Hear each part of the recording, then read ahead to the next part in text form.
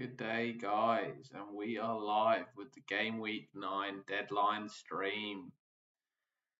It is 2:30 in the morning in Australia, so we are up doing our best job for you guys to give you some good content. Started a little bit early today, but yeah, we're ready to jump into it. I think it's going to be an interesting deadline this week. I've made a few early moves, which I'll show you guys shortly. But yeah, looking forward to a couple of hours where we can chat through some of the press conferences, the team, maybe some early team news, and a couple of late decisions that people might want to make on their teams. Feel free to put in the chat if you're here, where you're from, and if you got any questions on your team. And that's my alarm to make sure that I wake up in the morning for this. And yeah, give us a hi and give us a shout and let us know what questions you've got. Chuck them in the chat, and I'll do my best to answer everything. Looking forward to Gameweek 9. Looking forward to seeing some of the teams that people have and some of the transfers that people are going to make. I will chuck my team up on here now for you guys to see where we were seeing in Gameweek 8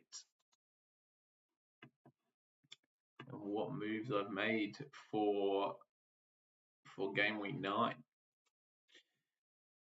So Gameweek 8 kicked off, 42 points, basics average, green arrow. Did at one point, I think I was up to 1.2 in the world. Then Chris Wood came in, went down a little bit. Got some warnings on the stream. But yeah, overall, I thought Gameweek 8 was a good week. Guardiola picking up those 10 points. I think he's a real key for people to have in the teams. Unfortunately, Haaland blanking again. That was a bit of an issue. Wasn't ideal for anybody. I think this week is going to be a big week for Haaland himself. Hopefully he can do the magic for us. I think a lot of people have got him on as captain. And I think with the way that I'm expecting Southampton set up, I think Haaland will go well.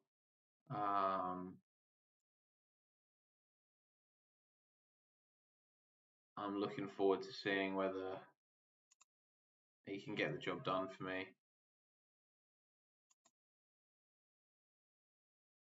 Can see Amelia in the chat. Hey Amelia, how's it going?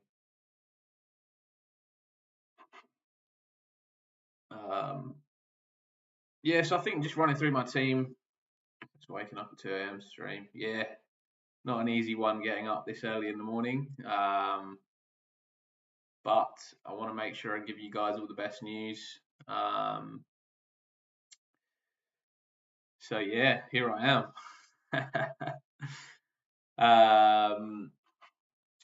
Yeah, so last week, obviously, SAKA missing out.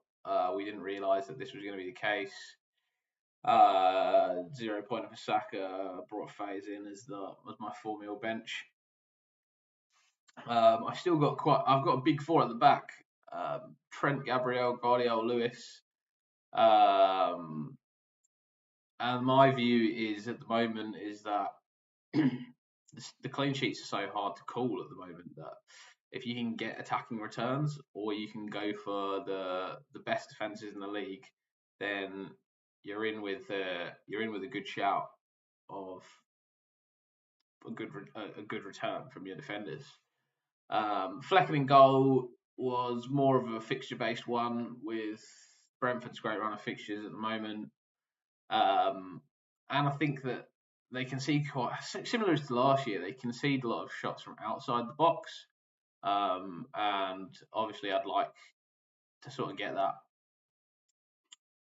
those save points for Flecken, which is what came about last week. He obviously picked up 9 saves and 2 extra points for that. 2 points to Stein and a -1 for a couple of goals conceded, which was good for us. And then, the back, Trent, as we've discussed this week, playing in a less attacking position under Slot than he did when he was playing with Jurgen Klopp at Liverpool. You do see when you're watching the game that he isn't getting in those advanced positions on the right as much. It's sort of a different system. He's also not inverting into those positions on the edge of the box as much as he used to do. However, Liverpool's defence have been stronger, and maybe that's something that Slot has seen and looked to address this season. I do still think that there are attacking returns there for Trent, as you saw from when we looked at the. Excuse me, guys, very early. As we saw from the expected goals and assists data that we showed earlier this week, Trent was still top of the bunch for expected goals and assists. However, when you looked at it, it was definitely more earlier in the season where he was picking up those assists. He was putting in some great crosses to Jota, who actually missed a few super easy chances.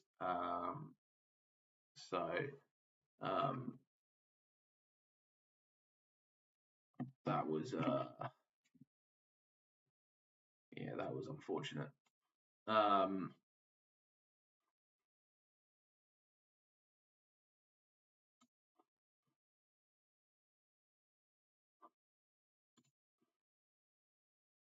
Yeah, and then the rest of the defence, double Man City defence with both Guardiola and Lewis at the back for me. I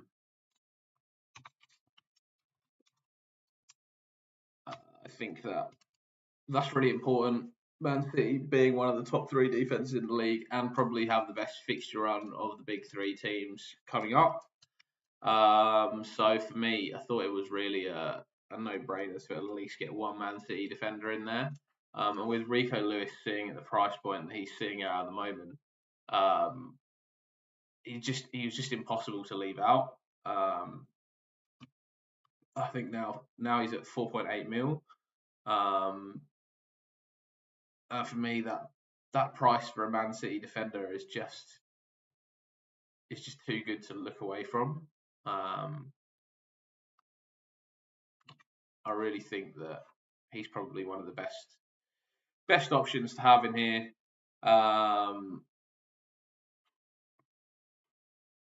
Man, fellow Aussie here in the chat. Yeah, nice to have you. Always good to see Aussies up at this time in the morning as well. Good to see that we're getting viewers from all over. Seen on the stats on YouTube, we're pulling people in from India and Malaysia as well. So, hi guys, thanks for joining. Again, Guardiola, Lewis, I think great options going forwards. Potential for those attacking returns. Lewis, obviously, getting up high, playing in the box, and as we heard from Pep's press conference today, Walker's still not fit. He's not going to be back, so Lewis will be starting again this week, almost definitely, I would say. I obviously said about Guardiola that there's the potential that he can't start both games every game week, but then he was rested in the Champions League this weekend, so it's obviously um, looking likely that he's going to start this week for Man City. Midfielders, Buemo, Johnson, Rogers I had last week. I thought Johnson was pretty unlucky. He got himself into a lot of great positions. I still am bullish on him going forwards. Spurs over the next 3 game weeks look pretty good. Pretty good fixtures going forwards. And if they can get ahead against Crystal Palace, it might be tough for Palace uh, to deal with that. And you know when Spurs are most effective when they're breaking on teams and carrying the ball forwards with that great progressive carries that they like to do. They're probably one of the teams, along with Fulham, that carry the ball up with the most dynamism in the Premier League. Very fast carry rates. Sorry,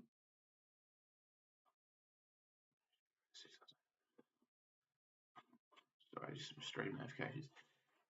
Yeah, they're up front. Obviously, Haaland blanking last week. I do think against Southampton, they're going to have a tough time, especially if they keep playing the system they played last week. They will definitely have a tough time dealing with City. And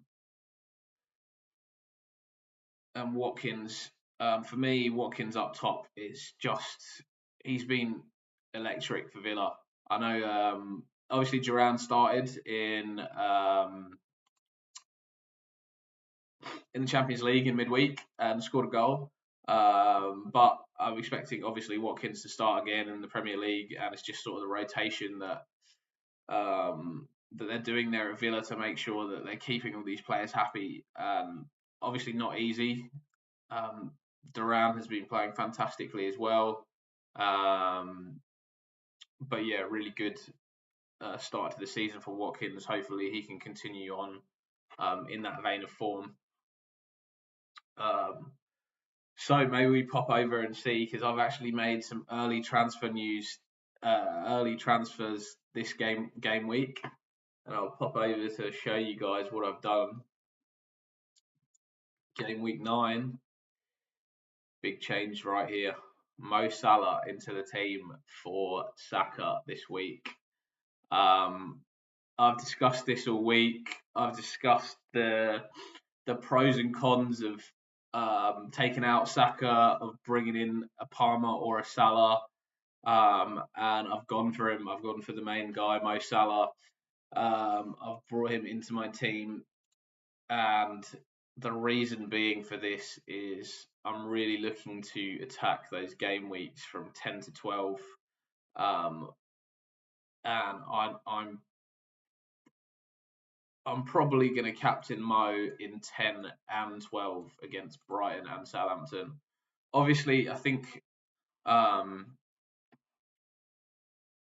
give me a shout what you guys have gone for in your transfers this week, or if you've got any questions or what you think you should do. But I think my view is, if I've got Haaland in there, I'm in a position where I need to move on from Saka, but can't afford Palmer without a -4. Should I go Bruno, Garnacho, or just a firm -4? Already have Foden and no great bench options to roll. I have Johnson and Buemo. I would definitely stay away from Bruno. I think he's a massive trap, to be honest.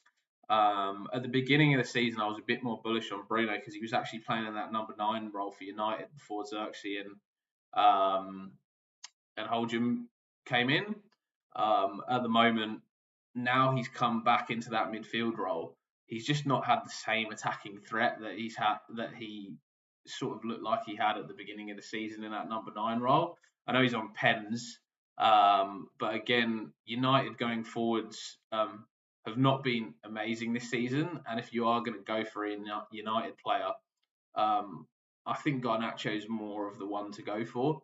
I think if you do have a Saka and you're looking to move into someone else, I'd think of Son as an option, especially over these next 3 game weeks. Like, we'll have a look now, and maybe we'll see what we can So you got Son here over the next 3 game weeks. You got Palace this week, Villa and Ipswich in 11, and Son is also a potential captaincy shout for 11. I know you've got Johnson as well in there, but if you're looking to really attack those next 3 game weeks, there's nothing wrong with a Son and a Johnson double up over the next couple of weeks. -4 for Palmer. I think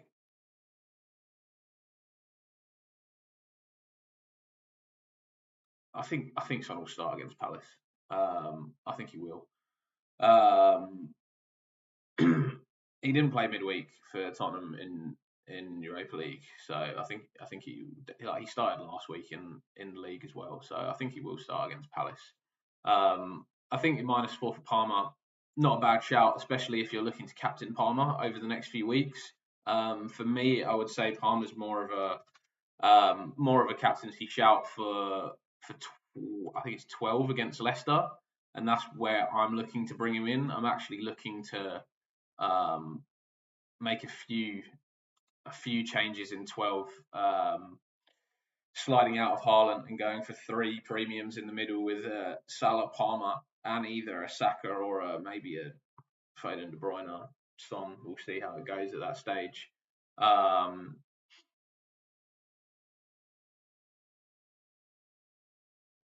I'm just going to say Hannah Trent unlikely for this week. I guess it's always possible.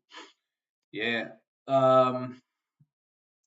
Yeah, I mean, look, I definitely wouldn't go for a Bruno or a Garnacho. I think if you're not going for a Son and you don't want to roll this week, got 4 free transfers, 0.3 in the bank.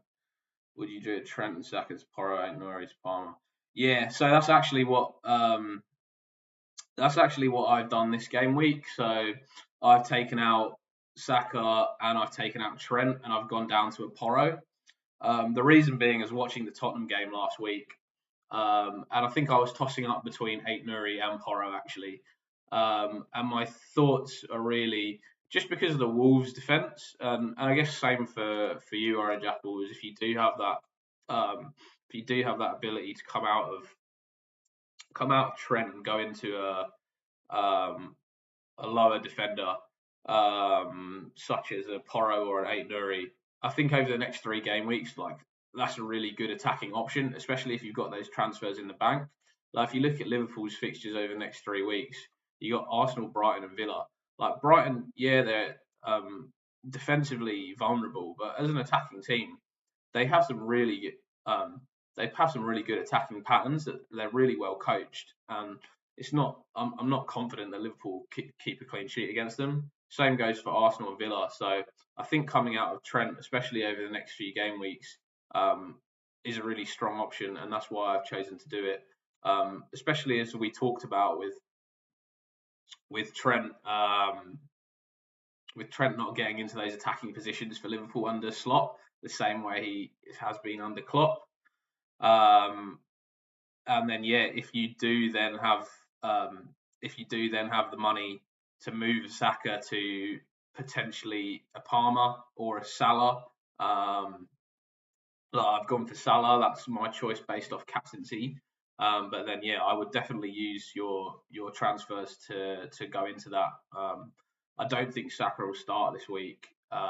He wasn't in the squad midweek in the Champions League, and I said at the beginning of the week, if he's not even on the bench in the Champions League, he's not going to start against Liverpool. Do you think so? If I just get rid of Trent, if I did and do a -4 for Palmer, if it's a -4, is it worth it for Palmer this week instead of holding on until next week where I can use 2 free transfers? Who else have you got in your midfield? I think you said you got Johnson and Waymo, and then who are your other players that are going to start instead? I would say if you don't have anybody, what's my overall rank? 1.5 mil, I think at the moment, 1.48 or something. If you don't have anybody good in the midfield, then I think it's worth it. Take a -4 and go for Palmer this week. You want to try and get in those premiums that can have those big returns at the moment. They're the people who are going to really score you the most points. I think, yeah, if you think you can't come out of Saka, you're going to come out of Saka this week, and you need to take a -4. I think I would take a -4 to get Palmer in if that works for your team going forwards in terms of structure. I would do it now. Yeah. I already have Palmer and just moved to Saka to Son yesterday. How bad of a situation am I really in? I don't think you're in a bad situation. I think having Palmer and Son is good going forwards. Having Palmer and Son is good going forward. Over the next few game weeks, having Palmer and Son together, I actually think works really well. Because in 11, Chelsea have got Arsenal, and in 11, Spurs have got Ipswich. So that sort of that offset works really well. And obviously this week, if Son does manage to start or even come on off the bench for some minutes, they have Brighton. And I think you can then captain Haaland in 9 and 10, captain Son in 11, and then captain Palmer in 12. And I think this is sort of my views and what you need to think about going forwards over the next 4 game weeks is who are you going to captain. I think obviously Haaland this week for a lot of us are going to be the ones that we're going to captain in 9 and 10. 11 and 10 potentially for me, I think is Mo Salah is definitely captainable against Brighton. 11, who's your choice for captain? I think again, Haaland against Brighton, excellent option. Son against Ipswich, excellent option. And then in 12, you've got that decision. You've obviously got Spurs v City.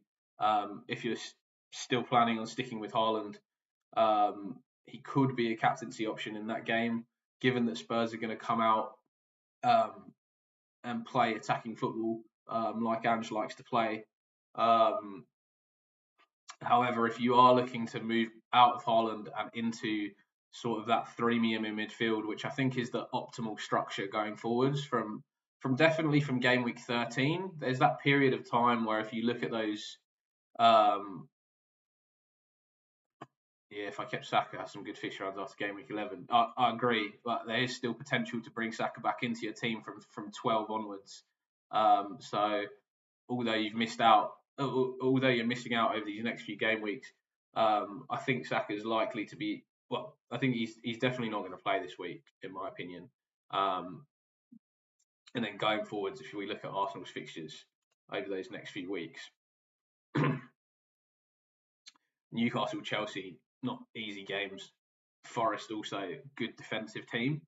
And then you're looking at really Saka game week 13 onwards. It's got that really nice run of fixtures all the way through to, I mean, I would probably say game week 20. All of those are decent attacking fixtures. Maybe United and Fulham in there a little bit more tracky, difficult. Do you think I should go back from Son to Saka in 12, or is that a waste of a free transfer? I would say 13. I would. And I think this is the time of the season to be using your transfers to attack moving to the premiums that you want and really target their fixture runs. I think it's really important. And I've gone into this in some of my videos, is to target the fixture runs of your main premiums that you're looking for over the next few weeks. The fact that we are able to roll and get towards those 5 transfers, obviously no one's going to have 5 at the moment, but the fact we're able to roll transfers and have more than 2, you are able to attack a little bit more than you have been in previous FPL seasons, just because you have that potential. I currently have Foden, Johnson, and Wayman. If I rolled, I'd have to start Saka or Dibbling. Yeah, Dibbling against City's not ideal. I think if I was in your position, I'd take the -4 and go to Palmer. I think he's got a chance of picking up some good returns this week, and also going forwards, you save him if he does pick up those returns on any price rises that he gets going forwards. Probably a bit annoying and maybe a bit late to be making a transfer. Would have been a little bit better if he could have picked it up and got the 0.1 rise this week. But yeah, I'd probably make that transfer if I were you.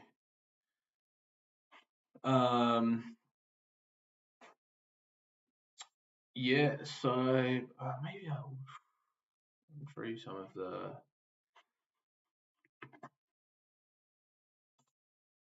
sort of fixtures and pull up these options that we've got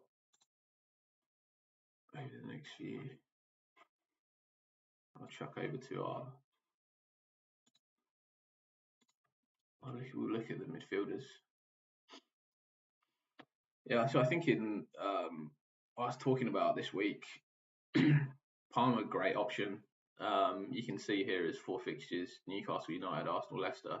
Those 3 game weeks are not the easiest, but from 12 onwards, his fixtures looking really good. I think Saka it's going to be tough for him over.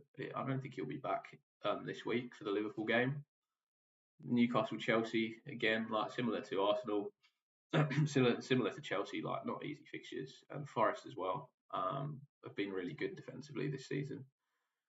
And looking at Salah, I just think 10 and 12, those are just they're really good game weeks, and I want to try and attack those. I want to try and attack that fixture run. If it means that I need to switch in and out of some of the premiums, I'm definitely going to do that. I think my plan is currently to have Salah in here. I'm looking in 12 or potentially 13. I haven't really decided on it yet, but in 12, I'm looking to sell, or 13, I'm looking to sell Haaland for that fixture run. To show you City's fixture run over those weeks, you'll see Liverpool, Forest, Palace, United, Villa. I think that's and Spurs to an extent, although I do think that's a good fixture for him.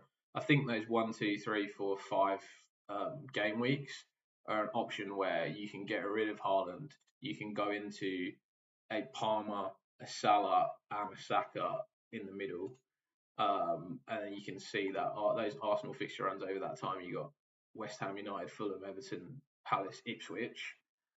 And then potentially you can come back to Haaland in in an 18 if you want to, or if City have not picked up. Who knows what's going on with De Bruyne at the moment? Pep was very cagey in that press conference today around whether he was going to play or not in the future.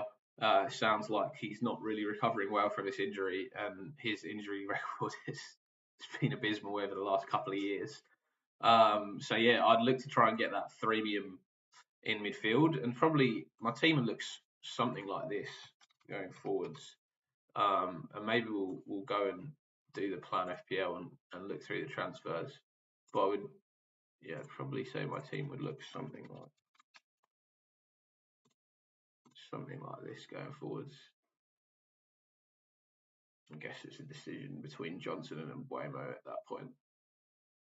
Let's just say it's Johnson for now, but it doesn't matter.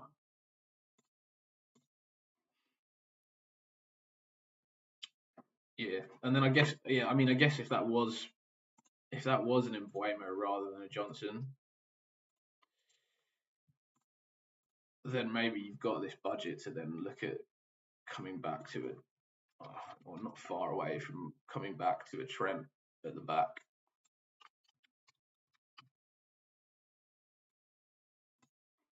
Yeah, minus 0.3. Say that was a João Pedro and he comes back from injury at that stage.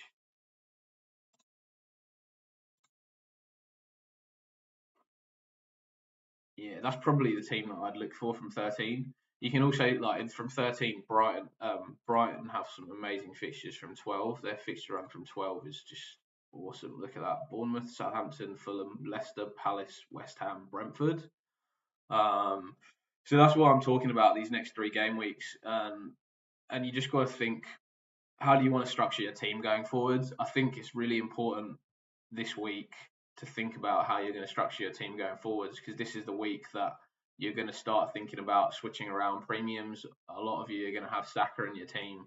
A lot of you are going to be thinking about who you're going to move to. And that's why I think it's really important at this point to think, all right, which premium do you want to hold for the long term? Which one do you want to go to? Ethan says Saka to Garnacho and Solanke to Watkins. Is it good? Yeah, I think those are very good transfers. I think Garnacho is really good, actually really good to attack this week. I had him in my midfielders. I was just showing on screen here. United's next 4 fixtures: West Ham, Chelsea, Leicester, Ipswich. Like, West Ham have been terrible defensively. They are just so bad in transition defense. Just slow. Like, a similar problem that United had in previous seasons is they just weren't getting back in transitions, and teams were just jumping all over them. And Garnacho is the perfect person to have against West Ham, to be honest, because he's one of him and Rashford are going to be hitting West Ham on the break as soon as they lose the ball in midfield. And Lopetegui's got to do something about that. Like, their midfield is just too slow, to be honest. Thanks for the sub, Ethan. Appreciate that, mate. And yeah, Solanke to Watkins also, I think, is good. Watkins has been in great form for Villa, to be honest, and he's obviously their talisman at the moment. I would say I do, like, long term, I do have some small reservations about whether he might get rotated with Duran, but I do think in the league it does look like that Emery wants to start Watkins, and if they both start, and if Duran's going to play, they're often playing both together. Watkins' minutes have been great in the league. I've got him in my team, and I don't plan on taking him out anytime soon unless something changes, because he's just been so good. Like, 5 goals and 2 assists in 8 games, and the last 5 game he had a bit of a slow start as well. So his last 5 game weeks, he's picked up 2, 3, 4, 5 goals, 1 assist. Yeah, I think Watkins has been really underrated as a player all season. To be honest, at the start of the season, watching the games, there were 2 people that I thought were players that you just had to have in your team regardless, and that was Saka and Watkins, because I thought they were just so instrumental towards the way that the teams want to play. And for Aston Villa, you're getting their main striker, who's on penalties for a Champions League team who score a lot of goals at 9 mil. I think he's like just such a great option to have in your team. And yeah, they're a good, and to be honest, like, I don't think Solanke's a bad striker. And I think he's very good, and Spurs are obviously also an attacking team. I've just seen over the last few weeks the way he's not really played as a poacher. Like, that's what I sort of expected from him as Spurs, is to be that sort of goal poacher for them. He's almost like played a little bit more over the last couple of weeks how Kane used to play in the link-up play for Spurs, and he'd sort of come a little bit deeper, link the play, and the 2 wingers for Spurs would bomb on down the wing in Son and Johnson and try and get in behind the defenders. They may have enjoyed your videos. Thanks, Herman. Yeah, so I do think Solanke's still a good option, and I think Spurs will set up differently in different games. But yeah, I think Solanke's going to be important in those games for Spurs where they don't go ahead early, the team aren't attacking them, and Spurs aren't playing on the counter. Because when Spurs are playing on the counter, like we were saying earlier, their progressive carries with the ball are one of the best in the Premier League. Spurs and Fulham have, I think, the most progressive carries, but in like fast transition carries the ball up the field in the league. Whereas when the teams sit and have like a low block against Spurs, they find it really difficult to break them down. And that's when the sort of Maddisons, Coolers, and also Solanke are going to be really important for Spurs. Is Solanke's got to find that space in the box, and then you've got to get those sort of Coolies and Maddos to play those balls into them. So yes, I mean, some of the other midfielders also, if you're looking for cheap midfielders, I think Buonanotte of Leicester has looked really good over the last few weeks. I think he's a really interesting option to go with.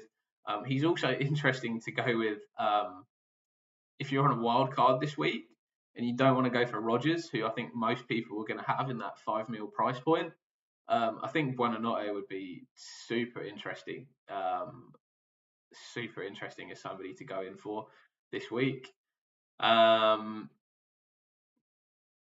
Yeah, I think maybe I'll go back to like what. Let's flick back to what my transfer plan. And Buemo good captain this week. Buemo good captain this week. Bournemouth against Villa. I probably wouldn't go for Buemo as captain this week. I think there are other options out there. And although he's on penalties and Brentford and been key part of that Brentford side, I just think there are better captaincy options. I think there are a lot of players. I mean, I don't know who you've got in your team else, but I mean, even like a Watkins or a Watkins, Salah, I think are better options as captain than Mbuemo. Yeah, I don't think Villa are particularly easy. Sorry, Ipswich is it? Sorry. Mbuemo v Ipswich. Sorry, I was reading my other screen. I was reading Bournemouth for some reason. Yeah, take back my comments. Take back my comments. Yeah, I think Mbuemo against Ipswich, like obviously the teams that you want to target this year, Ipswich, Leicester, Southampton, the poor defences. That's where you want to target with your captaincies this week. If you don't have a Haaland, it's a bit difficult this week because obviously Palmer's got Newcastle, and Saka's Saka's got Liverpool. Obviously, he's probably not going to play, and then Salah obviously against Arsenal. So those big hitters that you'd normally captain don't have the greatest game weeks. My attacking midfield is Gordon, Palmer, Salah, and Waymo, Vardy, Solanke, Watkins.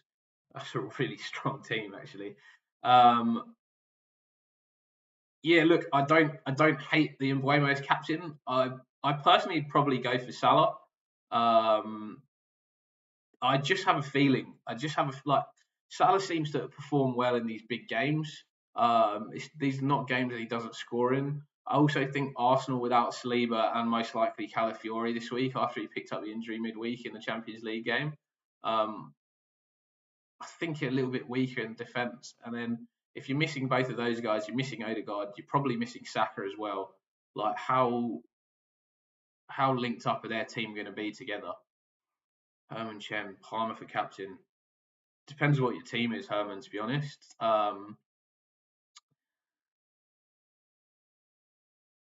Newcastle, I think Newcastle are going to set up in a 4-5-1 against Chelsea. And I think they're either going to stick I think they're going to mix it up and they're going to put someone part of the game potentially. Just man to man follow Palmer around. And apart from that, I think they'll probably set up in a low block and try and very very narrow. They're going to set up very narrow against Chelsea, and they're going to try and stop those little holes that Palmer gets into, and he likes to nip inside in those holes and try and really get possession of the balls. I think Eddie Howe and you watch what they did against City and how Eddie Howe changed his tactics. I think he is quite a smart manager. He is going to try and deny Palmer that space that he likes to drift into. And I think especially down Chelsea's right-hand side and Newcastle's left-hand side, I think that's going to be really important. If he does try to narrow that space and force them out onto that wing, I think that Palmer's going to find it a little bit more difficult to create the space and score this week. It feels like Salah always is good in big games. So it's between Bema and Salah right now. Yeah, I think both good options, Vicon. To be honest, I hadn't really thought about captaining Mbuemo this week. But yeah, I couldn't tell you it was a bad move. I think he's definitely a good captaincy shout for this week. Who have I got my captaincy on? I think you'll see. I think Haaland. Yeah, if I was picking between the two of them, I'd probably struggle, to be honest, mate. I think either of them could be a good captaincy shout this week. I obviously like to target the Ipswich's, Southampton's, Leicester's of the league. So yeah, I might be swayed to go for Mbeumo as captain. But I do think Salah is a good pick. I think Arsenal. I think he might score. I think he might score against Arsenal. He loves a good big game, even though often he scores penalties in them. But he does love a good big game. More so City though than Arsenal. But I just think missing a couple of their defenders could be interesting. All right, guys. I think what I'm going to look at now. We'll have a look at the next few game weeks coming up and sort of what the plans are going forwards. I'll keep answering your questions in the meantime on your teams and what you're going to do. And then once it gets a little bit closer to the deadline, we'll start looking if we've got if we've got any early team news. I think we're unlikely to get too much. So yeah, one of them.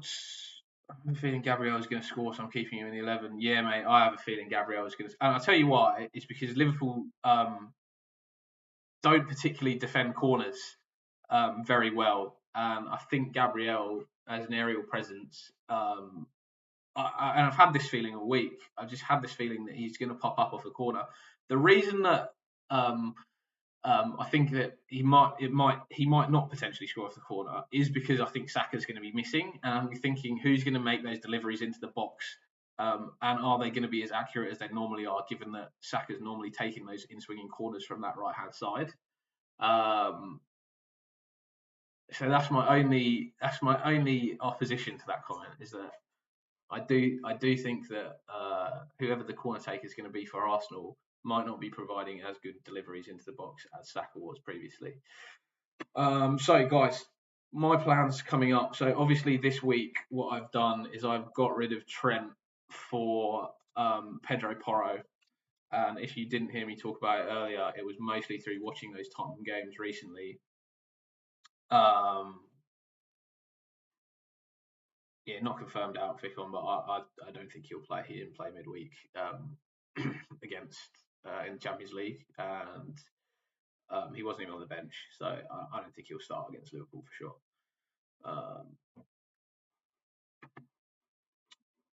I don't like to sit on the fence on things. I like to give you my opinion. You can give me the backlash next week if I'm wrong. But yeah, I've transferred out Trent Porro and also Saka for Mo Salah this week, given I think he's going to be gone. So my team is looking like this for the game week 9. Captaincy on Haaland.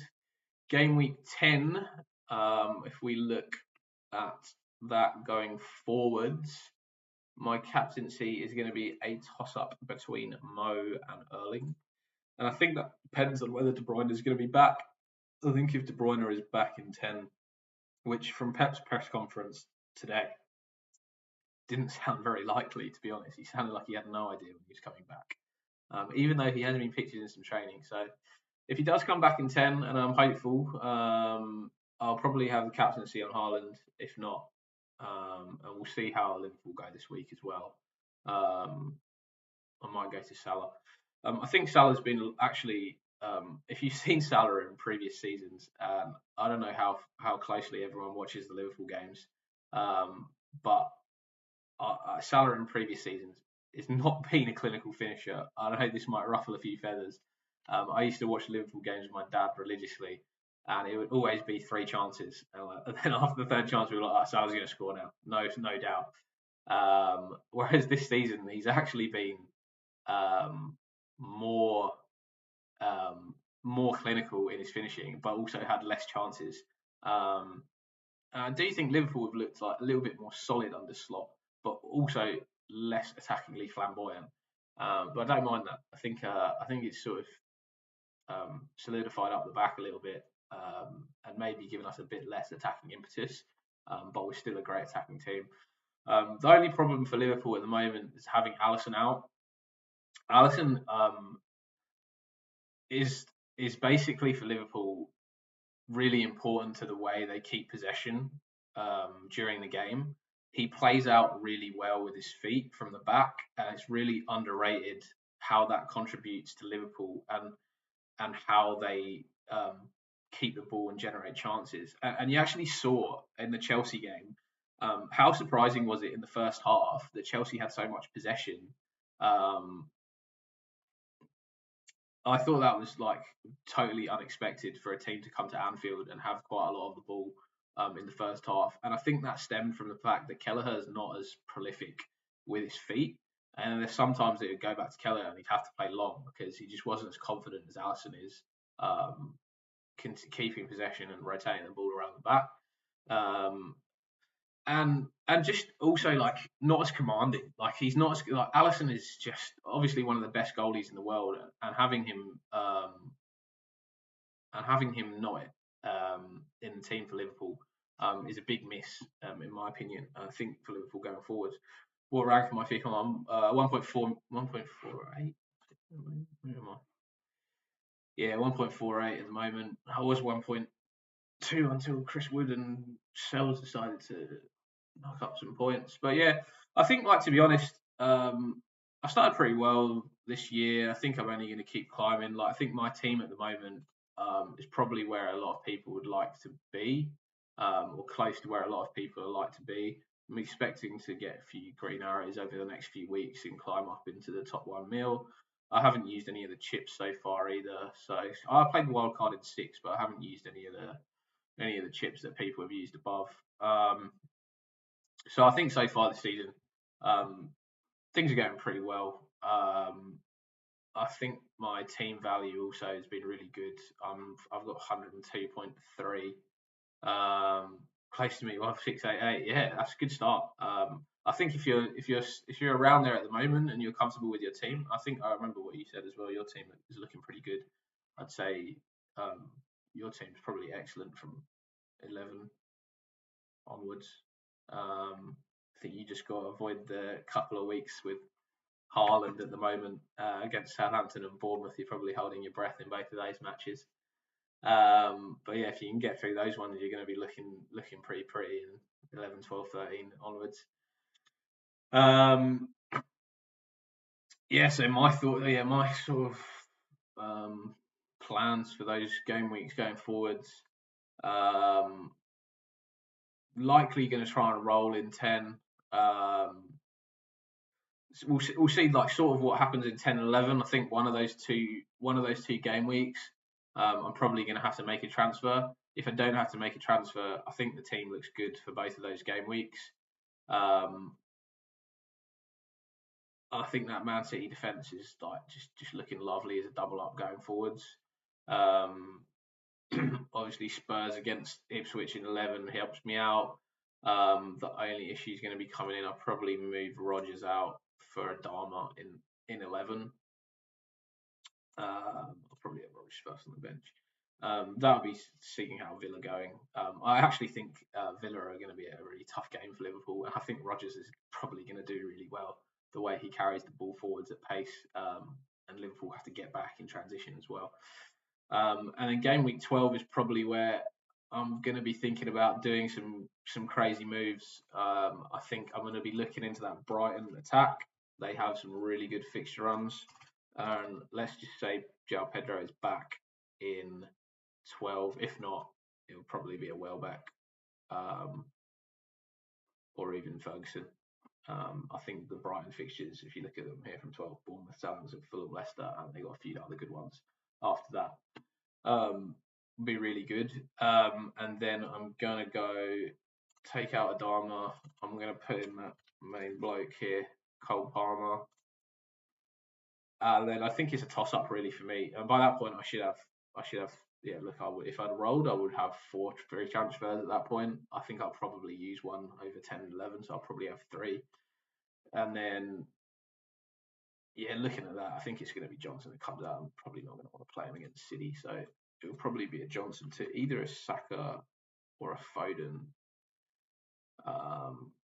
But I think like if Saka's back, it will be Saka for me. Like I think Saka's so important to that Arsenal team that assuming it's not a long-term hamstring injury, I probably should have known that he'd be out for a bit longer. how do I find my team ID? Opened up Plan FPL for the first time and I can't find my team ID. To find your team ID, if you go to your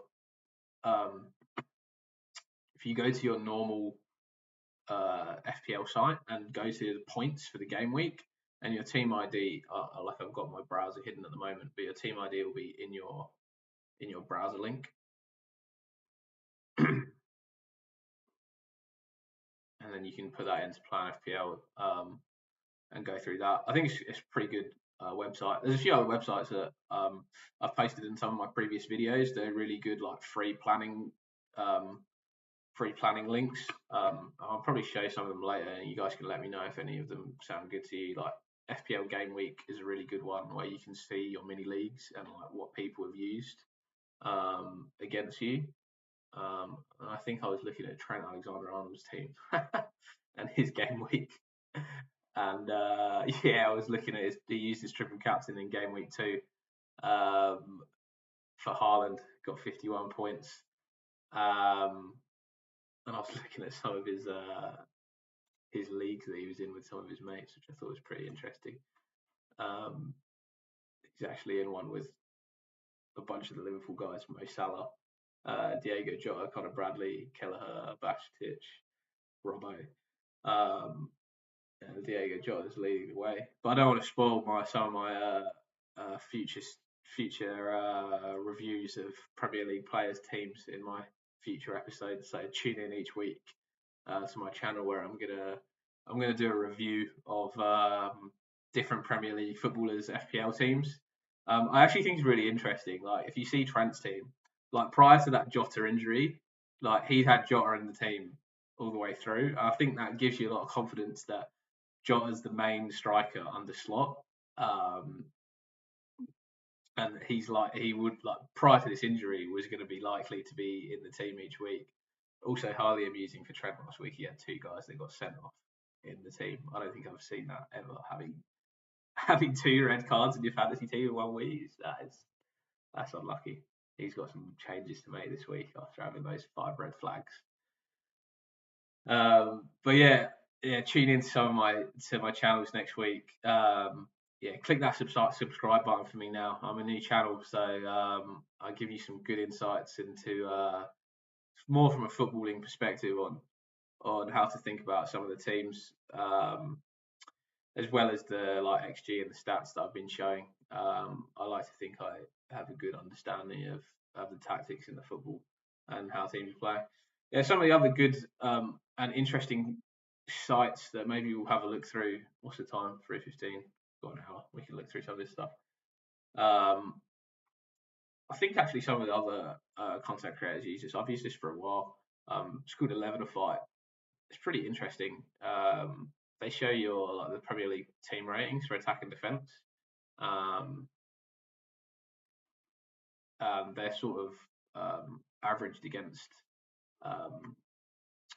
the difficulty of your opponents. You can see all of the really bad defences down here that you want to look to target this season. And I think one of the interesting things to see is Spurs. Spurs are actually not that bad at defence this season. They're right in around there, around everyone else.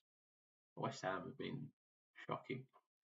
I think Arsenal just doesn't feel right to me. If I'm honest, they're probably have been historically one of the best defences, but this season they've actually conceded quite a lot of chances, and Ryer's been really good in goal for them.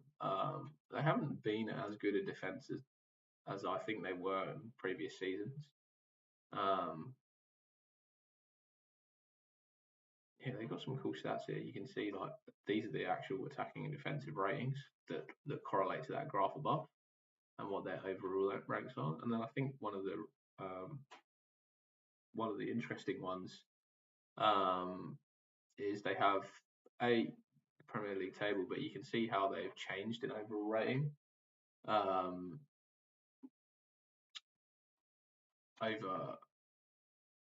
since the start of the season. You can, and if we look at maybe defensive changes,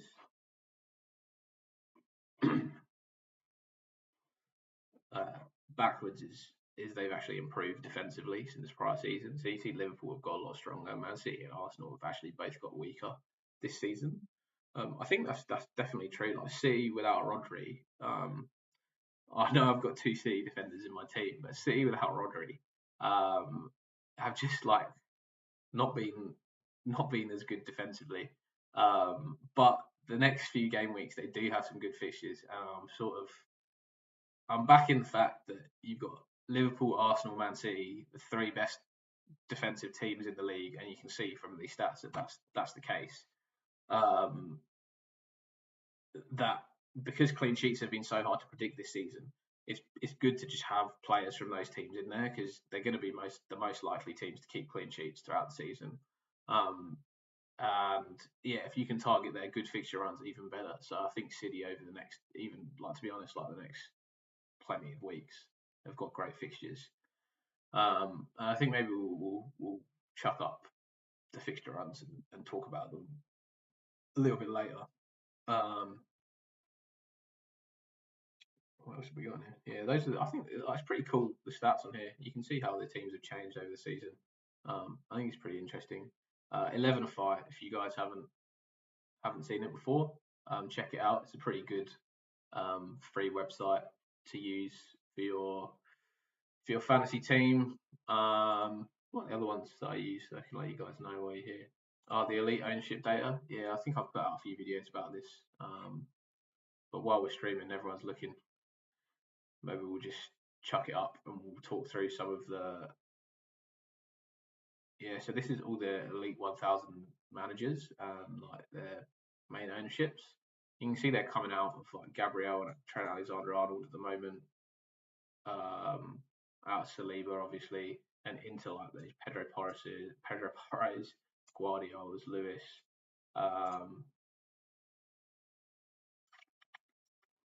Out of Saka into Sons has been quite a big transfer in, so that would be interesting to see whether he starts this week for Spurs. I would have said like I actually think they've got this a little bit wrong in the midfield. The elite 1000. I would have definitely gone for Salah this week or a Palmer. I think those would have been my two transfers if I was to pick just based off captaincy plans going forwards. And then you can see people coming out of Havertz and João Pedro. I think people are worried about Arsenal without Saka, whether they're going to be that creative force without Odegaard and Saka at the moment. I think they'll be okay. I think they'll still be fine. I think you've got some good players in there. Martinelli, Trossard, Havertz, Sterling. You've got a lot of attacking firepower still going forward. Got this old boy Chris Wood in 21% of the Elite 1000 teams. He's unbelievable. He's scoring every other game week. My best mate has Wood in his team, and he's always banging on to me. And he does this to me every season, Chris Wood. You just think he's such a boring pick. He's such a boring pick, but he just keeps slotting in the goals. Yeah, the other thing that's interesting to see is what their game week strategies are. Maybe I'll zoom in on this. It's not clear, is it? Yeah, so if you look at the Elite 1000 managers and their strategies over that 8 game weeks, 56% of them wildcarded in 6. 8% actually wildcarded in 8. That I think that was like pretty interesting. I wouldn't have thought that many people would have done it. SK, yes fella. Hey mate, welcome to the chat. Yeah, so I think that's pretty cool. What's cracking? Yeah. Well, it's 2 a.m. in 3:20 in Australia, so what's cracking is my sleep is cracking at the moment. It's been terrible waking up this early. I'm going straight back to bed after the game starts, to be honest. I'll watch the extended highlights when I wake up in the morning. But yeah, I think what are we, 3:20? Yeah, no, probably won't be any team news yet. We'll have a look in half an hour maybe.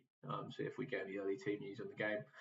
Yeah, I thought pretty interesting. A lot of the wild cards in 6. So if you haven't wildcarded yet, I think my view is probably 12. 12-13 is a good sort of fixture swing that you can go into for wildcards, or 18-19 is actually also a good fixture swing once AFCON rolls around. And then some of the players head off there. I think that could be an interesting one to go for. Other thing I want to sort of run you guys through. That was not this to show. I want to show you this. I wanted to run you guys through at the moment was just some of the team observations that we talked about um, after game week 8, like the review of last game week, and like what we think going for, and then I'll sort of talk about going forwards as well for these guys, what I think on this game week. So City v Wolves, probably the interesting thing to think about was Wolves again, same as the last few teams against City, went with that 5 at the back and man marking on Haaland. I would be surprised if Southampton don't do that, and I know Southampton like to play out from the back, and like they're quite resistant to go against that style of football. But I think if they don't look at what's been working against City in the last few game weeks, then that's to play 5 at the back, play a low block, and man mark Haaland with 1, if not 2 defenders, and then it stops Haaland from drifting into those spaces that are sort of when you have 4 at the back against City. Haaland will drift into the spaces between fullbacks. One of the centre backs is then going to have to follow him. That leaves gaps for all their runners in the midfield.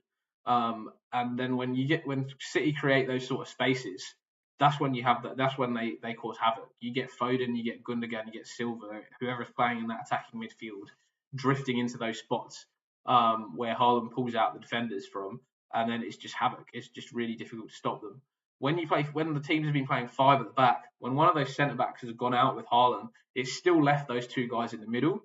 It hasn't left the space for the Fodens, the Gundogans, and the Silvers to get into those little gaps. And that's why City have found it difficult scoring over the last few weeks. And you see, and like this is also why I'm quite big on Vardy and Lewis, because they've got to find different ways to score at the moment. And like that Guardiola goal was just a case of like City not breaking through, and Guardiola's just pinged one from the outside the box. Obviously, amazing goal. But yeah, they're having to find different ways to score at the moment. Like last week, their 2 goals were Guardiola and John Stones again, which is unbelievable. So yeah, I think with De Bruyne out as well, like picking off those crucial passes when those teams are playing 5 at the back and really narrowing the space, that's caused them some problems. But yeah, Southampton try and play out from the back, and they don't play 5 at the back. They have to play 4 at the back. City are going to tear them apart, to be honest. If they go and they play the same style as other teams have played, I think Southampton are just not as good defensively to pull it off, and they're not used to that system. I know Wolves weren't either, and they played a new system against City, but I do think City will still score. That's why I've got my captaincy on Haaland this week. So yeah, that's probably my call outs for City this week. Villa and Fulham. Do you think Harden Kane? Do you think Maddison is a good shout? I'm going to say no. I'm going to say no. Again, like I said, I don't like to sit on the fence with these sort of decisions. I actually think Madison is not a good shout. I think if you're going to go into the Spurs midfield, you go with Johnson or you go with Kulusevski. The reason being, Madison got pulled at half time last week to say that Spurs put the 2 defensive midfielders in and Cooley in the number 10 attacking midfield role. And Kulusevski was incredible there, man. Like he drove the ball, like he picked up the ball and was just running the ball up the field. And like those carries that he was making were unbelievable. So if I was to go into a Spurs midfielder, and I think Spurs have a good game week this week against Crystal Palace, who looked shocking.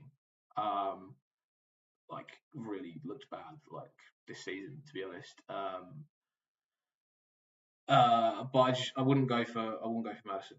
I'd go for a Johnson or Cooley. Message retracted. I see that's you. You agree with my decision. Yeah. So who's just talking about Fulham and Villa. Yeah. So Villa, I think, is interesting to see. They rested a few players, or they not rested a few players, but they obviously started with Duran in the Champions League in midweek. So I'm expecting to Watkins to start in the Premier League, and I'm hoping that couple of weeks ago, the last time Villa played in the Champions League and got that amazing 1-0 win, they came out against Man United and were just lethargic. Like they didn't have that they didn't have that energy that they've played with in so many of the games. Old Solanke, yeah, I know Old Solanke. I think you were thinking of transferring him out for Watkins, weren't you? Yeah, nothing wrong. No, honestly, nothing wrong with holding Solanke. I think this week Watkins and Solanke are both good picks. If you'd rather save your transfer and use it in future game weeks for more like options that are more clear cut, as in you're targeting fixtures, I think that's fine because like obviously Solanke's got Spurs this week, Watkins has got Bournemouth. They're both good fixtures. I'd rather have Watkins than Solanke, but if you have to make a transfer for it, just depends on what your transfer plans are going forwards. If you've got a bunch of transfers saved up and you want to try and attack Watkins, and you think Watkins is the better option, yeah, I don't have a problem with making that transfer.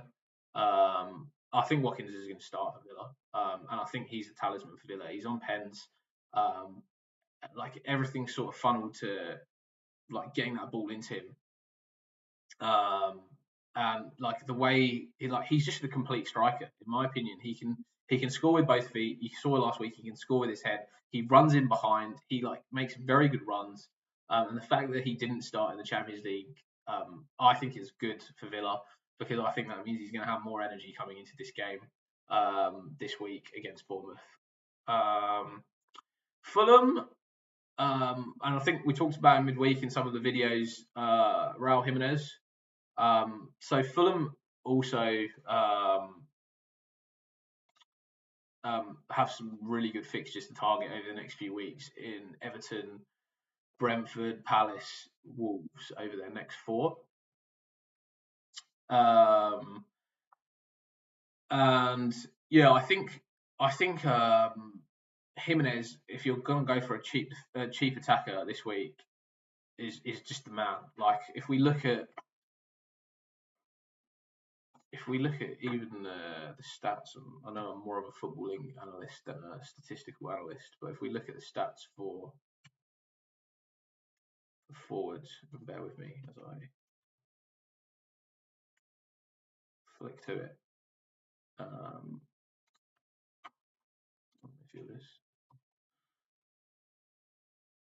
Yeah, if we look at the stats for the forwards at the moment, and you can see I've highlighted Raul Jimenez as like my number 1 option for good forwards going forward. All I would say is the non-penalty expected goals and assists is slightly inflated for Jimenez, and I'd probably take it down by about 0.15 if you wanted to normalise those numbers for. Like there was a huge chance he created. It was an epic. Like he played this little back flick to Pereira. I can't remember who against at the time. I just remember watching him go. He played this sort of back flick and Pereira had a tap in for a goal, and that was like 0.7 xg xA. Just that one moment, which over the course of like 5 games that he's actually starting those 429 minutes is probably like 0.15 xg. So he'd probably be sitting more down around like the Welbeck, Menez, Xerxes, Havertz area. So look, he's not Erling Haaland, but his non-penalty expected goals really good. The fixtures really good. The form really good. So he sort of ticks all those boxes. If you're a form-driven manager, he's in great form. He's scoring goals. Fixtures, he's got great fixtures. Price, he's a fantastic price point. Jimenez is at, what is he now? 5 point. Let's have a look. What is he? Raul. 5.7, yeah, 5.7. So great price point. Yeah, great fixtures. So if you're looking for a cheaper attacker to put their money in midfield and really target those the premiums that you want, I think Jimenez is the one to go for. I would say even over a Wissa at the moment. That would be my pick. I would pick Jimenez over Wissa. From game week 12, I would maybe think differently. I would probably look at like a Danny Welbeck or a João Pedro. Brighton's fixtures from 12 are really good. Really good from 12. They have a run of maybe 5-6 games. Bournemouth, Southampton, Fulham, Leicester, Palace, West Ham, Brentford. 7 games, all really good attacking fixtures in a row.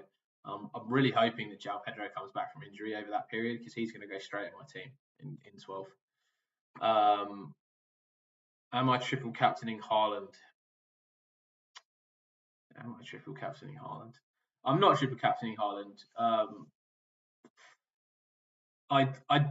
Yeah, this is one where like I wouldn't say I sit on the fence, but I think if you do triple captain Haaland, it's not a bad use of your triple captaincy. Like if you're gonna triple captain somebody, you're gonna triple captain someone against Southampton, Ipswich, or Leicester, ideally at home, and it's either going to be Haaland, Salah, or Palmer, because they're the most likely to get big calls.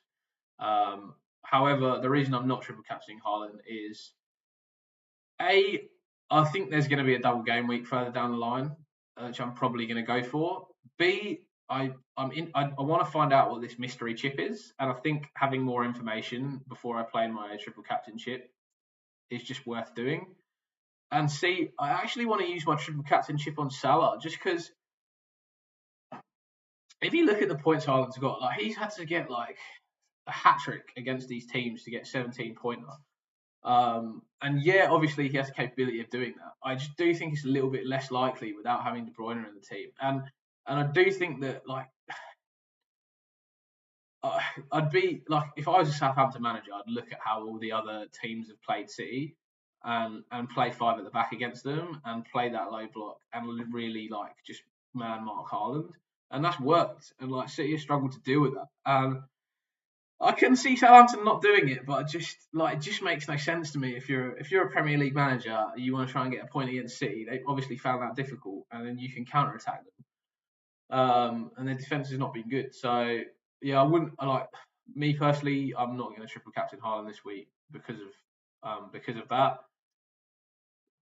But it could go fantastically well for you, to be honest. Like if you're going to triple captain him, like this is one of the game weeks that you'd go for. Like my personal opinion is I'm probably going to triple captain Salah later in the season, post AFCON, and post that mystery chip becoming available and me seeing what the hell that is. Would I start Emil Smith-Rowe or Semenyo? Who's Semenyo got this week? I think he's got a tough fixture, hasn't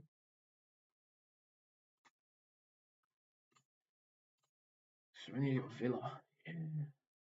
Yeah. He's been good though. I'd start Smith Rowe. Start Smith Rowe against Everton. I know he hasn't done the business for you guys the last couple of weeks, but I do feel like Smith Rowe is one of those players who like just occasionally like pops it in and out with a return, and like Everton's not a bad fixture. I think Fulham against Everton, there'll be goals in that game, and it's not going to be Dom Calvert-Lewin. By McNeil or Garnacho, both good options. If we look at like, I'll show you our midfielders analysis. I actually don't think McNeil makes it on here, does he? No. Yeah, look, I think Garnacho over the next few game weeks is really good. I think West Ham, really good fixture. I think Chelsea, obviously not so good. And then Leicester and Ipswich, also really good fixtures. And the reason I'd probably choose Garnacho over McNeil is just because Calvert-Lewin's finishing is absolutely, don't know what I can say on stream, but like, not good finisher. Yeah, obviously, like Everton have a good fixture run as well over the next 6 weeks, and I think McNeil, like I've normally been pretty bearish on McNeil, like in previous seasons, and like when he's playing on the wing, I thought he was a poor option, but recently, like I think he's looked really good. I think he's been supplying a lot of chances to Calvert-Lewin, who's just been missing them, to be honest. So I would go Garnacho. I think he's just a bit more dynamic, and he also probably another good reason for why I go Garnacho is like he's more likely to score goals. Spoke about it in one of my discussion points on players this week is that like if you look here at Garnacho's like XG and XA, his XG is 0.5, his XG and A is 0.58. It's because he shoots. He's not looking to pass. He's not looking to set people up the same way McNeil is. And a goal, obviously, for midfielders is worth 5 points versus 3 points for um, versus 3 points for an assist. And we can have a look at McNeil's stats as well. Like, I don't mind pulling them up. Why don't we actually look at like this is what I use, by the way, for like XG stats is FB Ref. It's actually really good. Like it gives you a bunch of like really interesting stats. Switch to widescreen view. If we just filter by non-penalty expected goals and assists, and then we have a look for Dwight.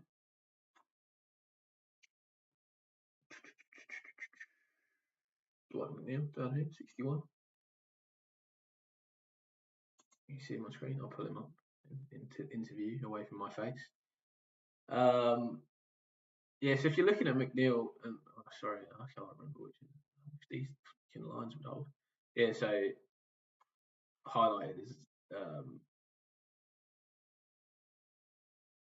XG and XA, and also I wonder if they have shots here. They might have shots. They have shots, no. All right, let's show McNeil. Yeah, so he's actually 0.41, but his XG is 0.08. He's basically mostly an assist threat.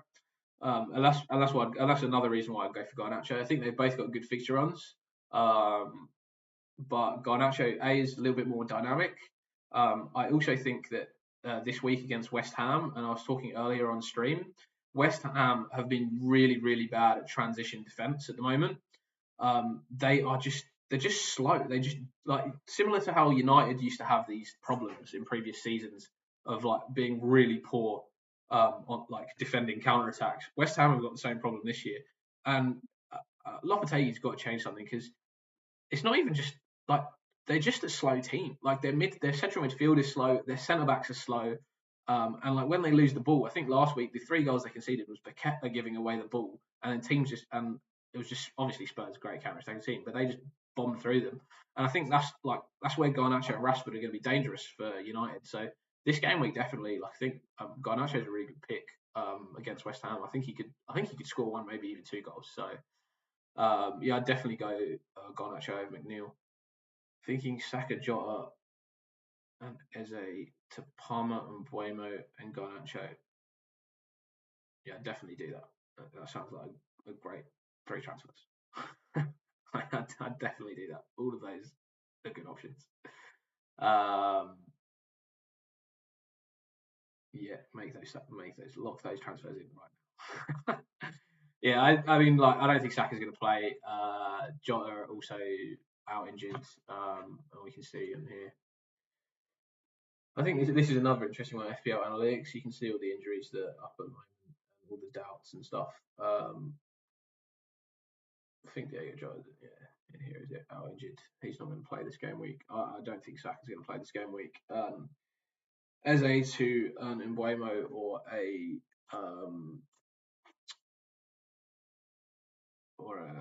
Garnacho is great. No problem, Frederick. Good luck with your game week. Yeah,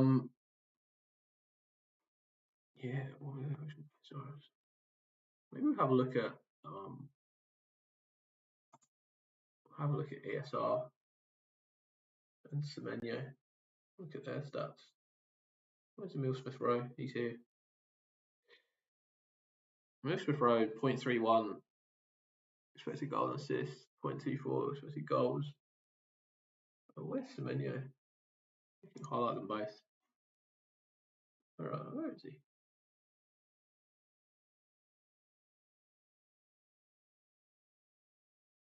I would have thought he'd have good. Yeah, right, yeah, 0.63, eh?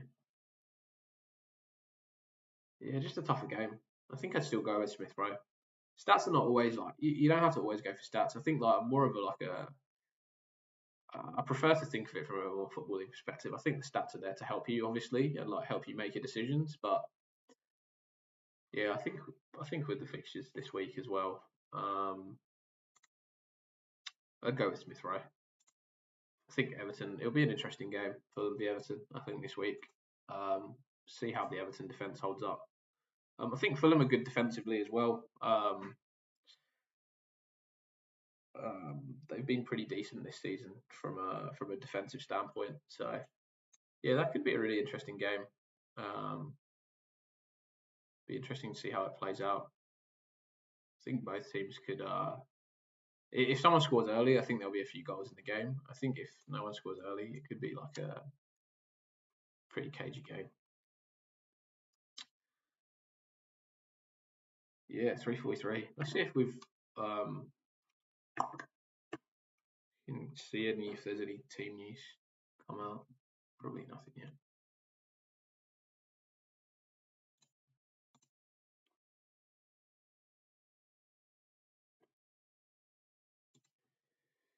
Yeah, sorry guys, I'm not part of the cartel, so I don't have this sort of like early team news. They haven't accepted me into their WhatsApp group chat yet. I'm still waiting for my application to be accepted to join the cartel. So yeah, if any of you are in there, let me know if there's a secret passcode or something to get in. I'm waiting for my induction.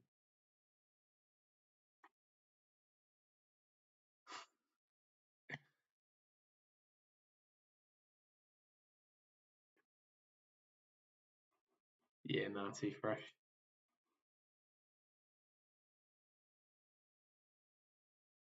Not really anything on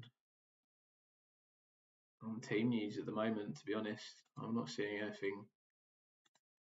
anything come up so far.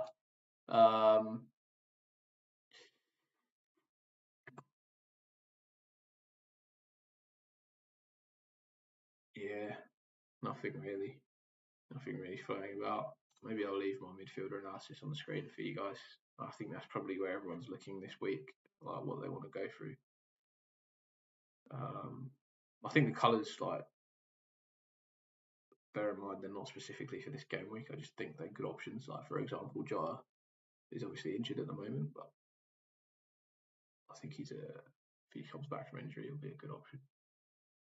I think what would be interesting is if you want to take a punt on Darwin Núñez over the next few weeks now, like that could actually pay a lot of dividends. I don't think anyone will have Darwin. I think he's only like 7 mil. What is he? Let's have a look at Darwin.